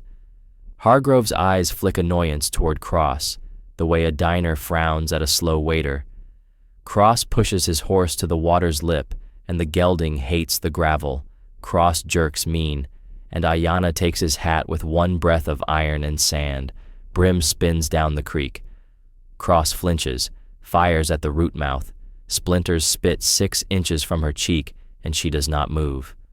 Cole leans, throws 2 across the far bank to keep heads down. Tali tracks a runner angling right and kisses his shoulder blade with lead. The rifle falls, and the man crawls back crying the quiet, angry cry of men unsure anybody will call them brave for staying. Rounds ping the wagon irons. One finds the brace bolt that hides Isaiah's welded secret, and the iron sings. Ayanna feels the old grief swell, swallows it into purpose. Left bank, she murmurs, and Cole trusts her eyes more than his since Rock Hollow. Hargrove decides to play law louder, unrolls a leather folio, and chews justice down to gristle, voice droning the way men sound who never ran out of breath. He makes words heavy so they fall on us, Ayanna says. Then we make lead heavier, Cole answers, shows himself a deliberate heartbeat, draws Cross's fire where Cole isn't. In that blink, Ayanna shifts water to root to water, river otter with a rifle, and plucks 2 from the right ridge. The bull inhales. Hooves scratch rock behind. Their bank now. 3 riders snake down the deer path they used, mustaches like brush, hats low, saddlebags stuffed with weight that doesn't jingle. They whoop too soon and throw too wild. Tali pops twice, cuts a saddle rope. A bedroll dumps and stumbles a horse into saving Cole's scalp by stealing the third man's aim. Closing, Tali says, and under the gun talk Cole catches a different sound, the blunt thunk of iron on wood, not fuse, not hoof. He gambles the hope that hurts. Isaiah? A voice rides the rock like a thrown flat stone. Keep their eyes where they ain't. And the world gets a new loud. A stripe of sparks leaps from the spur and rolls into cheatgrass like a fuse. Flame rises short and hot. Damp ground will starve it soon, but meanwhile it blinds men who trusted distance. 3 silhouettes break behind it, 2 riders with bedrolls as decoys, and 1 tall on foot with a sledge. Isaiah Freeman, with his shoulder wrapped in a torn sleeve and soot grinning over his teeth. He doesn't use the path. He jumps shelves like stone taught him the steps. The sledge drops on a left bank rifle stock that was turning into a club above Ayanna's hole. Wood explodes. The man yelps, "Not fair!" And Isaiah's eyes go briefly sad before his elbow shoves the complaint into water. The riders are Martha's boys, Jory, who freckles where a beard won't, and Pike named for fish he used to steal before a year of stable shoveling cured that sin. Martha says you owe 3 coffees. Jory whoops and sprays hopeful lead, enough to make Cross blink. Pike slaps a tarred roll into the stream and smoke bellies up like a saint's halo and gnats. Isaiah! Ayanna calls, and he finds her with his eyes. One nod, smith to smith. Then he shoulders the sledge and drags the spooked mule to cant the wagon belly toward the worst angle. Iron remembers, he hollers, gospel or nonsense depending on the years in your bones. Hargrove isn't dumb about living, fire, town boys, a woman the paperwork was supposed to bury. None of it obeys him. He hisses, end it, and Cross slides behind a cottonwood, pushing 2 men low and slow toward the ford, a veteran creep. 1 shotgun, 1 with pistols in both fists. Down, Cole says, throws a spook shot. Tally nails the shotgun thigh. The burst goes into water and lifts a sheet that hides Ayanna a beat. When it drops, Cross is on a knee with a hole to Cole and fires. The round kisses bark off the boulder, stitches splinters into Cole's cheek. Sap and salt bloom on his tongue.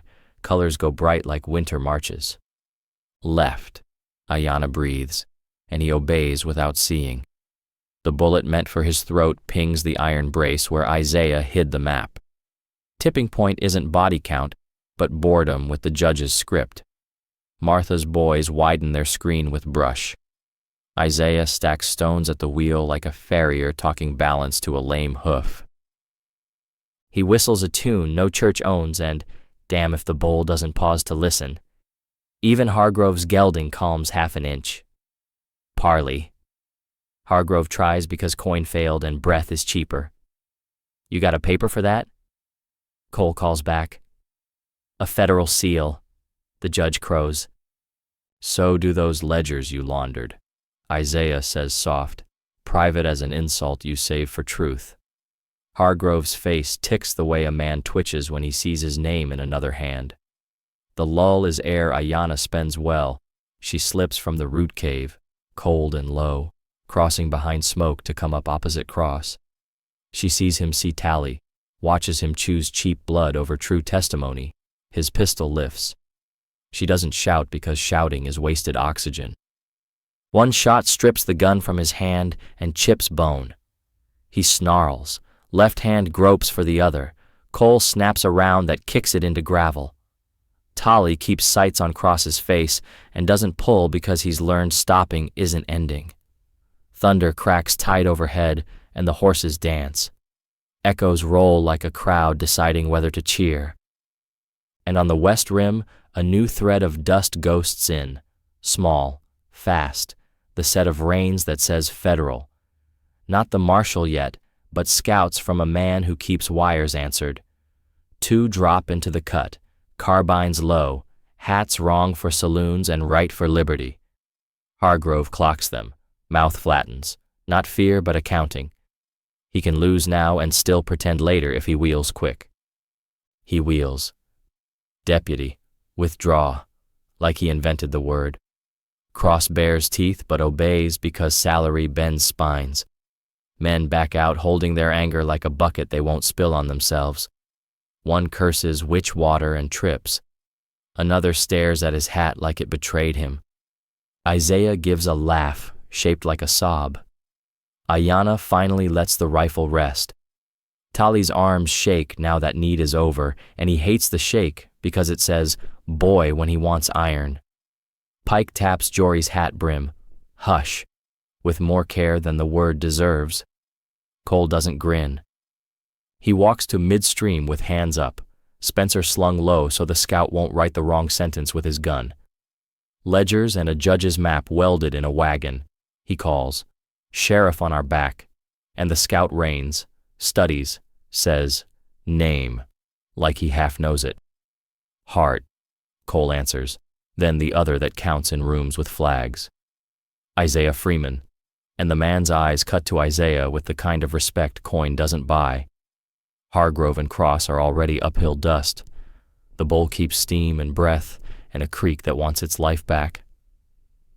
We move now, Cole says, voice raw, then looks to Ayanna because forward should be her shape. She nods, wrings water from her sleeve with the wrist wrapped in the black side of the red scarf. We take the proof. We take Tali. We go to liberty. And Isaiah says, leave a message, wading to the cottonwood cross used. 3 slow sledge blows drive a wedge of scrap into the wound, a bright sliver stamped with Hargrove's seal because Isaiah forged it from their bullets. The iron winks in runlight, a shrine to the day paper met metal. They lash brush to the wheels to break sign, haul the frame out of its hole until it groans and settles, hitch the mules, whistle them calm. Martha's boys scout ahead to scribble false tracks. The federal pair drift to the rear like a new kind of weather. As they climb out of the hollow, Cole looks back at the place that tried to be a grave and says the only sentence that fits his mouth now, not to the judge or the deputy or the wind, but to the woman, the boy, and the smith with the hammer. We're not fugitives, he says, and the words don't shake. We're witnesses.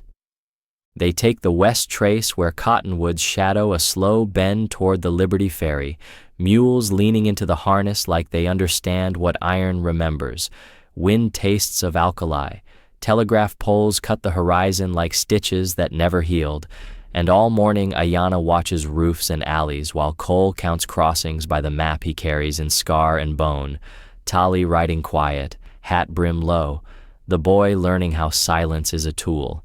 The ferryman is a one-eared veteran who asks, cargo? And Cole says, shoes, bolts, and a bad mood, which earns them a cable song and river push, brown water shouldering the ferry like an argument. Liberty waits low to the ground, Main Street crouched under a sun that won't be told no. Freight teams clatter past, and on one canvas, Cole spots a Circle T painted over lighter paint, the lazy hand of a man who believes paper more than brand. They stable in a livery with missing boards, pay cash that doesn't ask questions, and walk to the Liberty Post and Express, door with a blue star punched in the glass, exactly as Martha wired. Inside it smells of ink and acid batteries. A clerk in sleeve garters jackhammers code, while a neat-handed boy copies numbers like prayer beads. Cole touches his brim and says, cattle quote east, which to right ears means back room. The clerk flicks eyes to a door and says, wires run faster warm, a lie polite enough to be a sign. In the back, a cold coal stove, a table, and a wall map where liberty is a dot, and the rest of the world is a set of lines a man can die along. Marshal Harper waits there, lean, gray at the temples, badge on a chain like he doesn't care who sees it.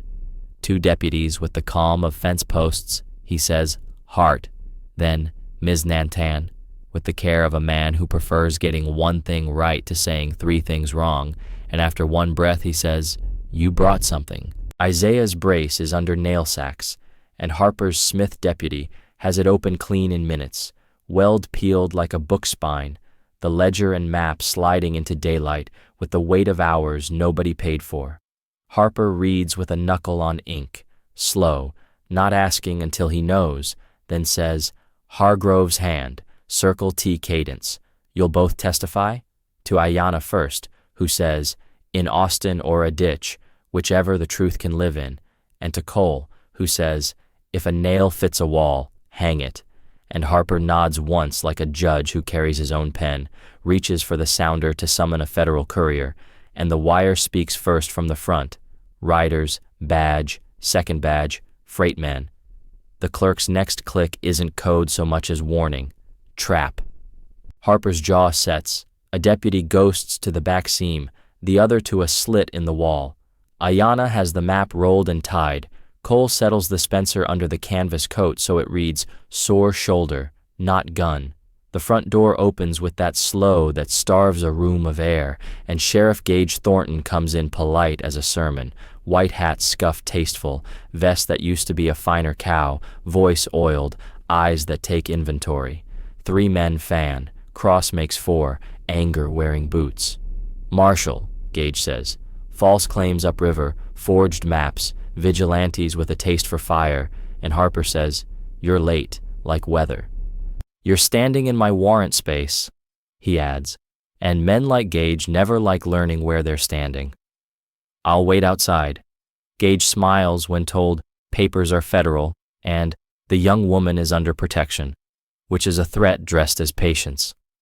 When they leave, breath returns, but comfort doesn't. Harper taps a backwire, gets a promise of couriers by dusk, says, "We hold here." And Cole says, "Boxes are for counting bodies." Ayanna points a route on the wall, alley, tannery yard, church vestry, and Harper nods. They slip out into glare and lie stink. Tally scouts corners with two-finger signals Isaiah would approve, and the town tilts toward the freight yard because trains mean schedules, and schedules mean a place to die on time. Steam stacks breathe, pigeons clatter, a courier team in plain coats flashes federal, and Harper passes them the satchel with steel mouth and chain, and here comes the kind of sorrow that breaks tidy plans. The clerk with sleeve garters rounds a crate with rope and a face trying to be brave. The neat boy is behind him with ink on his fingers and fear on his lip. A man with a white neckerchief buys apples while never looking at anything but the chain.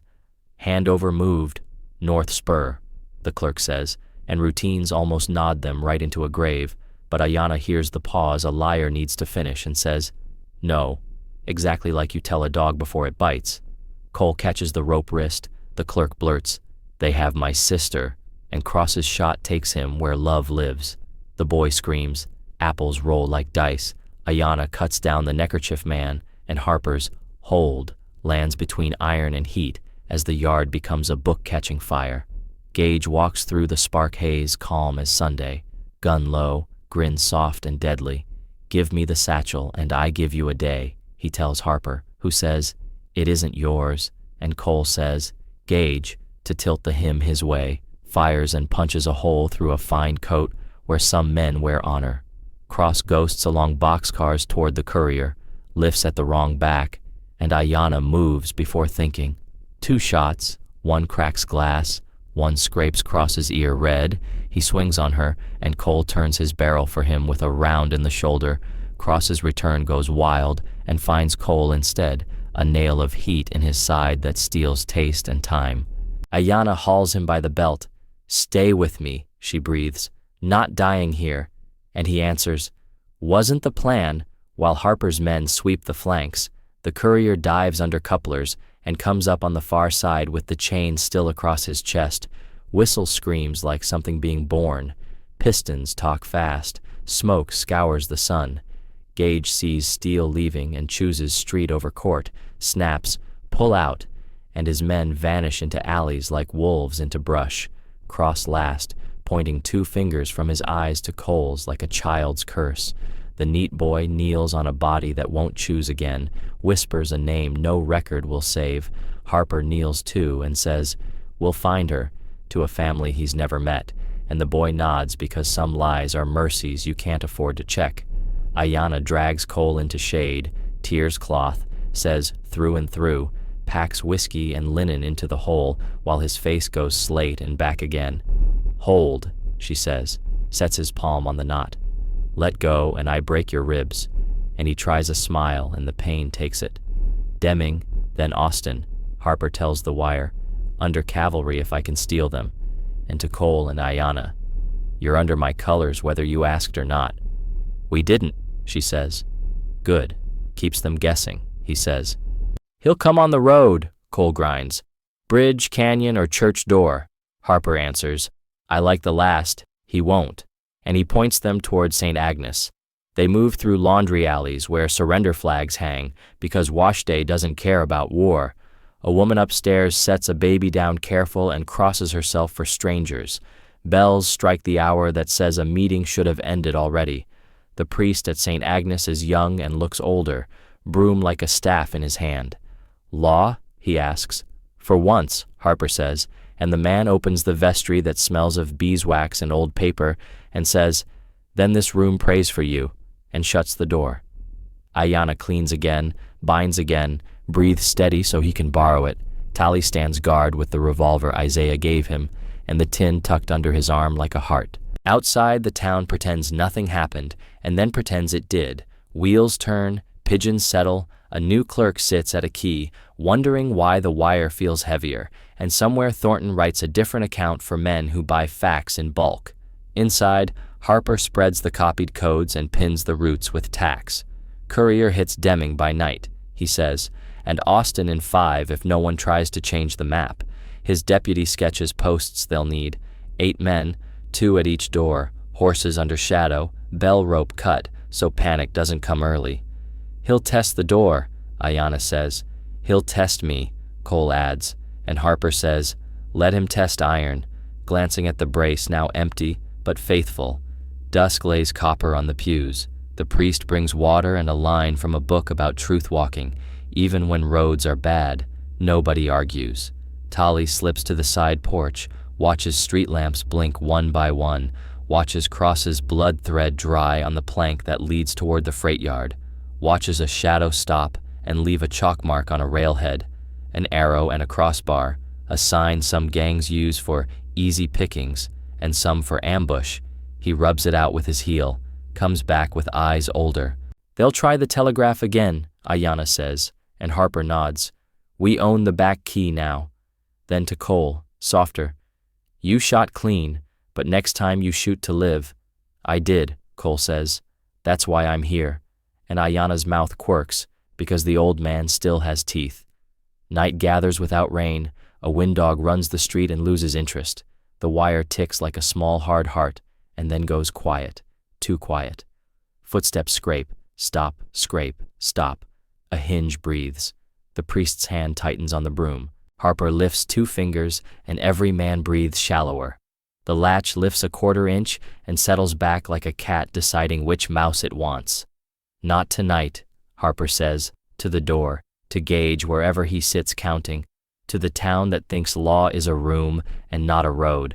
Then the night exhales and the room remembers it is safe for the length of a prayer. Ayanna ties the last knot on Cole's bandage and presses her forehead to his temple for one breath, because rooms allow what roads don't. Stay with me, old man, she says, voice thin with something she never offers strangers, until the end. And he answers, until the end, which is a line the wind will carry, whether anyone writes it down or not. Dawn smells of disinfectant and sweat in the makeshift infirmary at St. Agnes, where Cole wakes to the taste of dust and iron in his mouth, and Ayanna bent over him like a sentinel who has outlived all her trusts. The bandage at his side is damp and warm. Tali sits on a crate with his revolver across his knees and looks like a boy who has been given an old man's sorrow.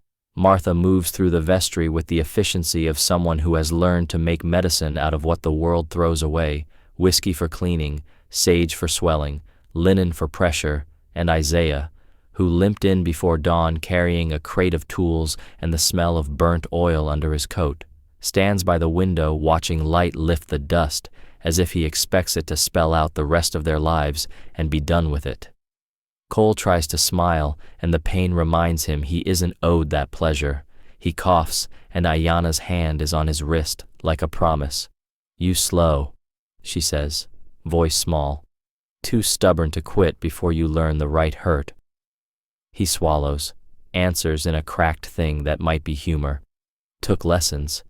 And the room rearranges itself into the practical, what we need, what we can spare, who goes where, and the plan that has been folding itself behind every shot and every burned fence finds its first clear breath. Make Hargrove's and Thornton's corruption indisputable in a public place they cannot buy. Isaiah hums as if the idea itself is a Smith's song, and from his mouth it becomes a job with measurements. Forge bullets stamped with the judge's seal, mark them with the Circle T cadence, and let those bullets be the language a courtroom cannot misread. Martha clicks her tongue and says, You want a riot, then a trial. And Cole says, I want the ledger to be a map that points at the men who bought it, because paper alone can be altered, but lead remembers the hand that struck it, and in that room they begin to build a weapon that looks like proof and smells like fire. They move like a band with purpose, Isaiah to the forge to file, stamp, and anneal. Martha to the pantry for coffee strong enough to keep a man from sleeping through the wrong hour. Harper sends a wire that promises cavalry should the freight go dark, and the legal machinery begins to tide toward them, but they know law will move slow while men with money act with speed, so they must force a moment where the two meet and cannot be bent. Isaiah sets up a temporary shop in the lower crypt of St. Agnes, where the cool stone keeps metal calm. His hands are black with soot, as if the work has already demanded toll. He lays out a set of bullets of the right caliber and the wrong idea. Each one bears a tiny stamp. Isaiah punches himself. The design a crude echo of the judge's seal turned in iron. The faces of the bullets bright as coin before heat darkens them. The plan is savage in its simplicity. Craft a batch of rounds that could be traced by hammer marks back to Hargrove's office. Isaiah knows the judge kept a private stamp, a small thing the judge loved because seals make a man feel continued after he's gone. Then fire them from a rifle that cannot be claimed by any of them. Make the wound say who paid for it. Isaiah works slow. The bellows breathes, and Ayanna lingers close watching, her fingers moving through the air as if she could learn the pattern of the metal by touch alone. And when Tali asks why they must mark bullets with a judge's face, she hears the economy of men in her answer and gives him the short truth.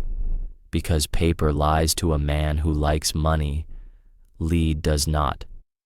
While the bullets cool, Harper brings tradesmen and two plain-clothed deputies who nod at the pieces like they have seen a dozen proofs in worse towns.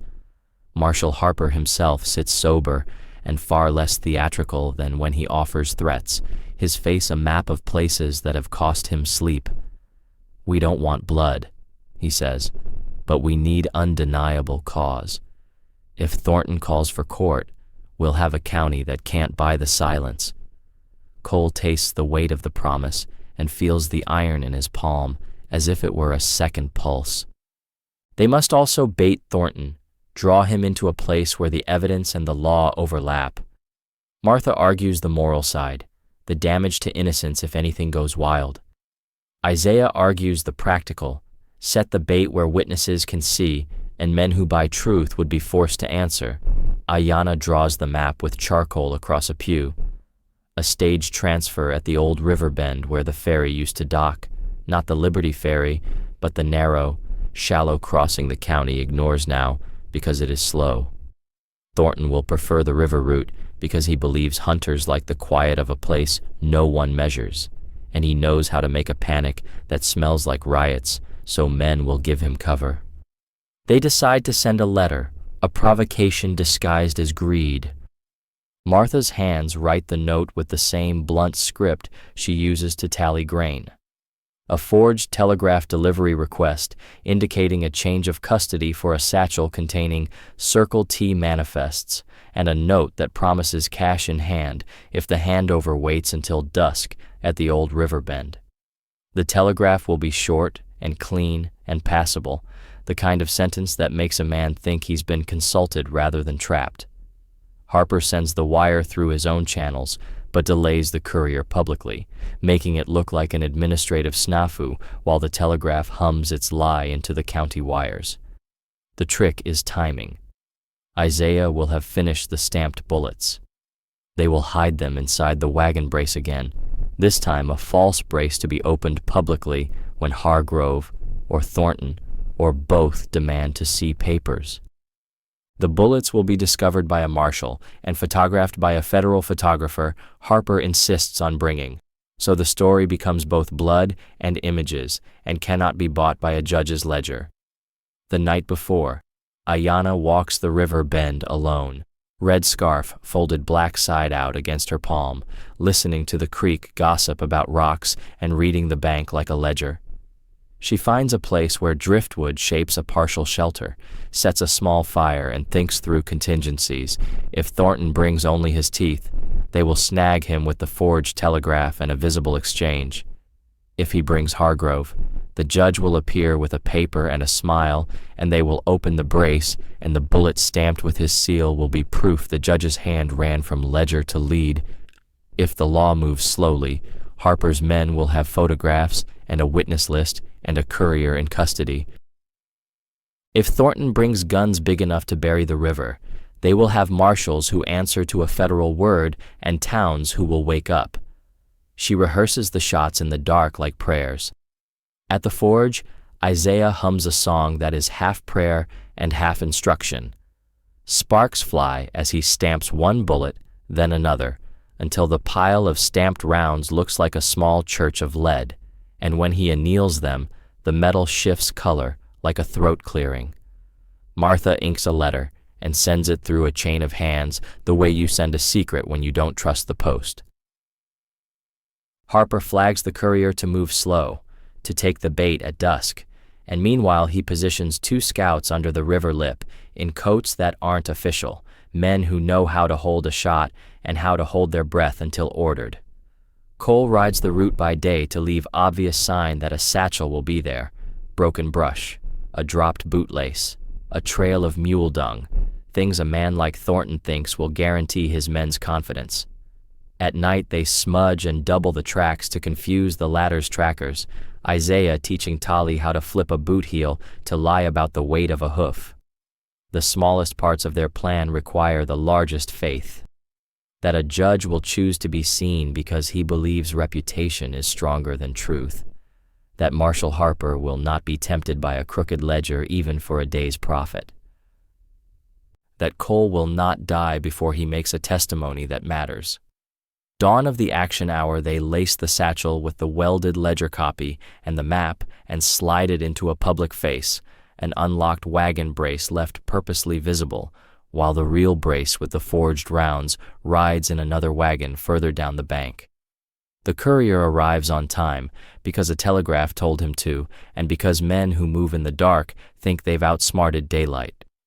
Thornton's riders appear like vultures because greed smells of iron and men. They take the bait. 2 riders, careful, trusting the false comfort of numbers. Ayanna is the shadow in the roots, and when the handover begins, she moves like an idea. Quick, clean, and unarguable. The marshal's man photographs the brace being opened, the image crisp and terrible with proof of chain and seal. Then the other brace is demanded. Hargrove steps out from the bank like a slow sun, his face a compass of calm, and when the judge opens the false brace, Isaiah's bullets spill, and the stamp bites the light. There is a sound a courtroom will know, the sound of a man's name landing in metal, and the photographs keep the sound from being a rumor. Thornton rages and tries to move the men to cover. Cross, already a live wire, lunges for a courier's gun and is cut down by a clean shot that is not theirs, but the marshal's. Harper's hand is methodical, yet the scene is messy enough that men who bought silence try to buy it again with pistols. Fire lights where it should not. Ayanna answers with a single line she had promised, a promise that is also a threat. Let him chase the wind. We'll make it bleed. The river keeps its old patience. The land takes the stains and records them in furrows. Men will write speeches about who did right and who did wrong, and some will bend the facts. But in the end, the photographs, the stamped lead, and the marshal's courier together create a net the county can't cut through with coin. Cole feels the hot press of victory like a bruise, costly and true. He tastes iron, and it no longer means only the past. It means accountability. Fog comes like a thief off the low ground and lays itself over the blackened fence rails until the ranch looks like a map somebody erased wrong. The ash yard drinks sound. Horses snort steam that turns to ghosts and drifts away, and in that gray Cole feels the old house breathe under his palm as if the beams remember names. They chose this place because men like Gage Thornton think victory tastes sweeter where their enemies were born, and because Ayanna said the wind would tell them first if the riders came. She is right. It does. A thread of leather and camphor on the air, lamp oil under that, then the sweet rot of wool left wet too long. Tali stiffens on the porch rail with Isaiah's little revolver in his lap, a boy's jaw set in a man's angle. Martha stands in the doorway with a scattergun and eyes like she intends to collect on all the coffees they owe. Isaiah kneels behind the wagon tongue, where he hammered iron into oath and wedges a chisel into earth like a stake. They'll split on the draw, Cole says, voice low. 2 on the arroyo lip, 4 through the cottonwoods, cross-crawling where a snake would.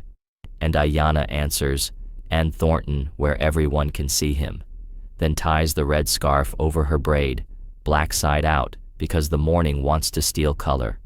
Watch the left, she adds. Fog holds there, and the last of the night peels away to show silhouettes that were trees and aren't, and shadows that were fog and aren't, and the first volley tears the quiet into threads. They fall to positions set last night with rope and sweat and bad dreams, Ayanna at the toppled hayshed, Cole behind the broken water trough where the clay is high enough to catch ricochet, Isaiah low at the forge step, Martha anchored at the door. Guns crack like the ribs of a dry house when you stomp too hard, splinters and cinder spit. The claybank mare screams in the corral and then is quiet. Ayanna's first shot takes a man's hat and his courage with it. Cole's first takes a stirrup leather, so a horse throws a fool into the ash and he becomes a warning shape for the rest. Cross howls from the cottonwoods, the sound edged by the memory of his ear. "Bring me the girl and the ledger," he yells, as if words can drag bodies, and Ayanna's reply is not a sentence but a single hard breath that turns into a second shot and chips bark near his mouth to let him taste the tree he hides behind. The fog thickens when they fire, gun smoke joining ground mist, and the yard contracts to 20 paces of world you can swear is all that exists. The rest might as well be God's dream. Thornton doesn't come yet, because men like him never arrive until the crowd has already named the story. His riders do his blood work first. They circle, test, spend men like nails. 2 try the north wall and meet Isaiah's chisel when he swings it into a shin bone with the precision of a farrier. 1 falls. The other shoots blind and hits the dead man and decides that is enough mourning for him. "Left!" Martha calls, voice dry and exact, and Cole pivots, puts 2 into the fog where the call points. A shape jerks and flaps and doesn't get back up. Martha racks and feeds like she's been doing this her whole life, and maybe she has in ways that didn't take bullets. The cottonwoods spit cross back out, and he scuttles along the downed rail like a crab whose shell never fit. He pops up mean and fast, and Ayanna drops low to let his round go to where she was. Mud leaps. Her return is slower and cleaner, and he loses the hat she just made him steal. He curses a word so small it has no echo. The first rush fails, and the second comes with fire. Oil bottles lobbed low, a spark catching old boards, wind licking up flame with the greedy little tongue it saves for mornings like this. "Not the house," Cole orders, and they work the pump with the rhythm of people who have bailed themselves out before. Bucket line that is 4 people in fury. Ayanna slaps a wet tarp on the porch beam and steam scalds her hand. She doesn't bother to count. The fog glows orange and then white and then dies in a hiss. The men outside call it a good try and take breath for the next. Somewhere a rider laughs and chokes on his own smoke, and that is justice enough for 10 seconds. Then Thornton arrives, not by sound, but by arrangement. His horse black-maned and tossing, bit silver enough to catch what sun there is. He rides into the gate like a man getting off a train by mistake and deciding the mistake belongs to the station. "Hart," he calls, voice pleasant as if they share a fence line and a neighborly grievance. "Marshall says you got yourself a box of lies. Why don't you come show me the craft?" Cole answers by standing where he can be seen and not shot easy, by letting his shadow be a man and not a target. "Box is in Austin by now," he says, "which is east of your money and north of your nerve." And the fog chooses that moment to lift enough that everyone can see everyone, and that is when blood becomes honest. Thornton lifts a hand and men move, clean as cattle through a gate they've run thrice for practice. 4 to the right under the scorched roof line, 3 to the left where the well curb offers stone, 1 straight down the mouth of the yard with a cloth-wrapped torch that hisses like a snake that's tired of warning. Cross stays glued to the cottonwood like he thinks trees have laws, and behind the lot of them, Hargrove is not present because he learned at Hollow Creek what iron on a cottonwood means. It is numbers now and ground, and they don't have numbers, so they make ground, and Ayanna makes it first, She moves along the burned wall, fast and low, her shadow combing ash, her rifle a part of her back when she needs both hands. She reaches the trough lip and signals Tali with 2 taps to the planks. The boy breathes one more time like Isaiah taught, and then he stands just enough and takes the torchman in the knee so the flame falls short and eats dust. The torchman screams a phrase that wants to be a prayer, and Ayanna finishes him because prayers like that make bad mornings worse. Cole sees the left push reaching the well curb and lobs a shovel full of mud into the man with the shotgun because sometimes the old ways work best. The man blinks and then blinks forever. Isaiah tries to flank through the forge mouth and catches a splinter of lead under the collarbone. He grunts the way men do when they will not give a bullet the pleasure of their name. Martha hauls him back by the belt and hands him a hammer because hands are happiest when they hold tools that tell them where to hit. Thornton rides the fence line now, not because it's tactically wise, but because men watch him when he does, and men who watch him don't watch the people who might kill them. He shouts about warrants and mercy and the full faith of his office, and none of that is windproof here. Cross finally finds the courage to be stupid. He sprints wagon to post to barrel and ends up a breath away from the porch. He peeks and sees Tali where a boy shouldn't be at a morning like this. He smiles the way boys without mothers learn to, raises the pistol at a slow kind of angle a soul should never see. Ayanna sees it like she has always been meant to, but a man on the left chooses that second to blind spray, and wood around her explodes, and she loses half a second to grit in her eye, and the world becomes the kind of math you do once and keep with you to the end. Tali pushes off the rail and into the shot that was Ayanna's, and the round takes him high and back, and his mouth makes a shape that is her name without air for it. He hits the porch rail and slides. His hat goes and the revolver clatters, and time goes clear and cold. Cross blinks because even men like him don't always intend to be that kind of monster in that kind of light, and that is his mistake, because Ayanna's second shot is now the first shot that matters, and it takes the pistol from his hand and part of the hand with it. He screams a high animal scream, and the cottonwoods hold it the way a church holds hymns when nobody is left to sing. She is already moving toward Tali. She folds without thinking and cradles him, red scarf slick, his eyes wide and wild and trying to find a star in daylight. "Sister," he says, or maybe song, or maybe nothing. His hand finds the tin under her coat, the small weight of their mother's ash, and he pats it as if settling a horse that shies. Then his touch drops and the weight stays, and Ayanna makes a sound that doesn't belong to any language anybody who hasn't lost will ever learn. Cole steps into a part of himself he does not visit because he does not like what lives there. He walks out from the trough into the open where men die, and he invites them to try. "Gage," he calls, the name clean and cutting. "You took a boy you painted in lies, and now he's gone." And something in the way he says it makes even Thornton check his grin for a heartbeat. "Come down," Cole says, "or I come up." And he means it. Bullets chase his boots. One lines his coat like a tailor who hates him. Another brushes his ear and gives it a new shape. He keeps walking because the ground asked him to, and because Ayanna is holding a boy who shouldn't be a story yet. Thornton dismounts because men who rule stories sometimes think they should act in them too. He steps into the yard, and the fog tears itself away as if the day wants witnesses. He holds his pistol low and ready the way a man who has bought practice does. "Cole," he says, "you're a man who understands how cattle move. This is a drive. I'm only pushing the herd." Cole says, "You're pushing graves," and fires, and the shot lifts dust at Gage's boot, but doesn't take the foot. Gage returns faster and cleaner, and stitches lead across Cole's ribs. The world tips and rights. Ayanna hears the impact and stands like a ghost stood up by its anger and lays Tali down with a care that should be illegal in a world like this. Isaiah tries to move, and Martha keeps him from doing something brave and bad at the same time by saying no like iron. And the riders pull back a yard the way men do when two bulls lower their heads and decide whose bones will tell the next chapter. Cole breathes through linen and fire and steps again. You sold the county its own teeth, he says, and told it to bite itself. Gage smiles with his slow, holy man smile.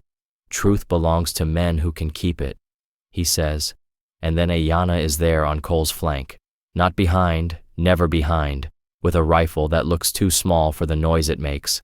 No more ghosts. She tells the air because the boy deserves the line. Thornton turns toward the phrase because words draw him even more than bullets. Cole sees the shoulder roll before the barrel rises, and he does what old soldiers do who remember a better version of themselves. He fires not at the chest, but at the gun. The Colt cracks and rips leather and hits steel, and Gage's pistol goes wide and hits his own horse in the flank, and the animal screams and surges and crushes Cross, where Cross crouched, and there is no more cottonwood cover, only meat and hooves and a shape that never aims again. Gage staggers and reaches for the backup gun that rich men keep where poor men keep breath. Ayanna's shot clips the gun out of fingers and sends it spinning into ash, and Cole closes in and puts the muzzle an inch from a mouth that has told too many versions of one story. You can't write this one, Cole says, and Gage laughs because he has made a life of laughing when mercy would have saved him. The truth was never yours to keep, he whispers, and he is right in a way that damns him, because the truth always belonged to the ground and the wind and the people who bled on both. Cole lowers the barrel enough that the shot isn't an execution but a stop. He fires and the bullet finishes a man, not a myth, and the yard lets go of a breath it didn't know it held. The riders who still have breath and hate decide they like breath more. They wheel and vanish into fog like regret into drink. Martha steps out with the scattergun half raised and then not. Isaiah sags and then doesn't. The priest bell from Liberty drifts thin across the flats as if a town can sense when judgment falls 2 miles away. Ayanna kneels by Tali and presses her forehead to his until they share one breath and then none. She ties the red scarf around the tin under her coat, not new and deliberate. She stands with her face carved down to the part that is all bone and vow. Cole sways and she catches him, and this time she says it first, "Stay with me." And he says, "I owe you that." And they hold each other up in the kind of mourning a canyon keeps a long time. The fog thins enough to show flags coming up the road, federal blue and civilian brown, and the kind of dust that means the rest of a day will be paperwork and witness lists and men measuring where to put a gallows and where to plant a tree. Cole looks at the burned posts and the new light and the places where blood has already turned to brown and says what a man says when he realizes there are no clean years left, and that is all right. We did not run, he tells the house and the ground and the piece of sky that stuck around to watch. We stood, and the wind answers by moving heat off their faces, which in this country is the same as a blessing. Somewhere beyond the cottonwoods, a creek talks on about rocks as if it never learned the word for sun. The mare with the black mane paces along the fence line and settles, and the ash yard at last becomes only a yard again, except for the wedge of iron Isaiah hammered into the forge step years ago that still shines a little because iron remembers, and because today, for once, the right people will too. The wind moves slow again, and weeks have scraped the noise off the land until even crows whisper. Thin green stripes return where ash once ruled. The barn keeps half a roof. The fence runs crooked. The well gives clean water, and the ranch breathes like something deciding to live. Cole sits on the step with a tin cup, habit eyes still checking the horizon though no riders come now, the scar at his ribs tugging when he leans, a company he didn't ask for but keeps. Ayanna binds a rail with new rope, hands smelling of pitch, humming a tune that keeps ghosts polite. Tali's grave rests by the oaks. Martha cut his name with Isaiah's chisel, shallow but certain, and every morning Ayanna leaves creosote because its scent holds longest. Cole built the fence himself, 2 rails, straight as he could. A man's last house should stand like his first, he once said, and she only nodded because some truths don't need reply. Harper rode east with the proofs. The photos and ledgers now live in a courthouse where men argue for pay. Hargrove sits in a cell whose walls don't listen. Thornton's riders have scattered to cattle under other names, and the county pretends it was never blind, its own kind of healing. Isaiah's forge burns again. His step hitches. His tune doesn't. Martha rebuilt her way station from dead wagons, brings coffee, sugar, and rumors of rail to the south. You'll hear a whistle again. She grins. If it don't spook the horses, Cole says, and Ayanna's quiet laugh tells him he's home. Afternoons taste of dust and new bread. They eat outside when the light turns amber. Ayanna tends the cast iron that survived both flood and fire. Cole fixes tools between bites. Never thought the end of the world would leave chores, he says. End of the world happens every week, she answers. We keep sweeping. At dusk, they ride the fence. The claybank mare slow. The black-maned stray, found limping by the river weeks after, follows Ayanna without rope. Now he lets Cole touch his neck sometimes, and that's enough forgiveness for one life. One evening the sky folds copper and blue, rain an hour off in the smell. Ayanna brings a wooden box, sets it on the gatepost. Inside lies the red scarf washed clean but deeper than water. He would want it up, she says. Cole nods, and together they tie it to the gate where first light lands. The cloth lifts, red against pale grass, neither flag nor warning, just endurance. Doesn't look like much, he says. It's enough, she answers. For who? Whoever needs to remember. And they stand with the wind through cedar and frogs starting along the creek. The soundtrack of peace here, uneven, human. Harper's last note lives folded in Cole's pocket. Truth delivered. Justice signed. Live free. He reads it again, though words don't change. Guess we did it, he says. No, she shakes her head. We started it. The rest is what we build. Dusk turns the burned timbers silver. She sets a lantern on the porch. For him, he asks, meaning Tally and every name the wind still carries. For us, she says, so we don't stumble walking home, and they eat in silence from one plate. After, her hummed song has no words, maybe forgiveness learning a language. When the storm breaks, it's gentle, tapping tin, rinsing boards. Cole steps under the eave, palms open, Ayanna beside him, braid darkening. You think we'd see it this quiet? She asks. Didn't think I'd see it all, he says. Lightning sketches hills quick and shy, and the scarf flares like a flame that forgot how to hurt. The air after is sharp and clean, the moon a thin new coin over the ridge. They walk to the fence where water beads rails. Cole touches the scarf. Red suits this land blood, clay, sunsets, and she adds, promises, then looks at the east road. One day you'll ride that way. Maybe, he says. Not tonight. Then we rest, she answers. Inside smells of wood smoke and coffee. He lowers himself to the chair where he once loaded bullets before dawn. She hangs her hat, pours 2 cups, still bitter, he says. Keeps you straight, she smiles, the words remembering themselves. Wind nudges shutters. A coyote calls far but kind. She lays a blanket across his shoulders and sits across, lantern making their shadows long and quiet. What will we call this place now? She asks. He watches the scarf through the window, red thread in silver dark. Home's enough, he says. Then we keep it, she replies. Rain returns soft, persistent, and his breath slows to match, the roof ticking like a watch that finally keeps honest time. Somewhere Isaiah's hammer counts a steady beat. Somewhere Martha's wheel hums toward daybreak. Somewhere a new clerk learns to weigh truth on paper without selling it. The morning after the marshal's letter, they hitch the claybank and drag burned posts into tidy stacks, the way you make grief orderly so it quits tripping your feet. Isaiah arrives by noon with a wagon bed full of offcuts and rings the yard with the sound of a hammer that means future not war, his shoulder still stiff but his grin loose. Martha rides in behind with flour sacks and a coffee tin that rattles like luck.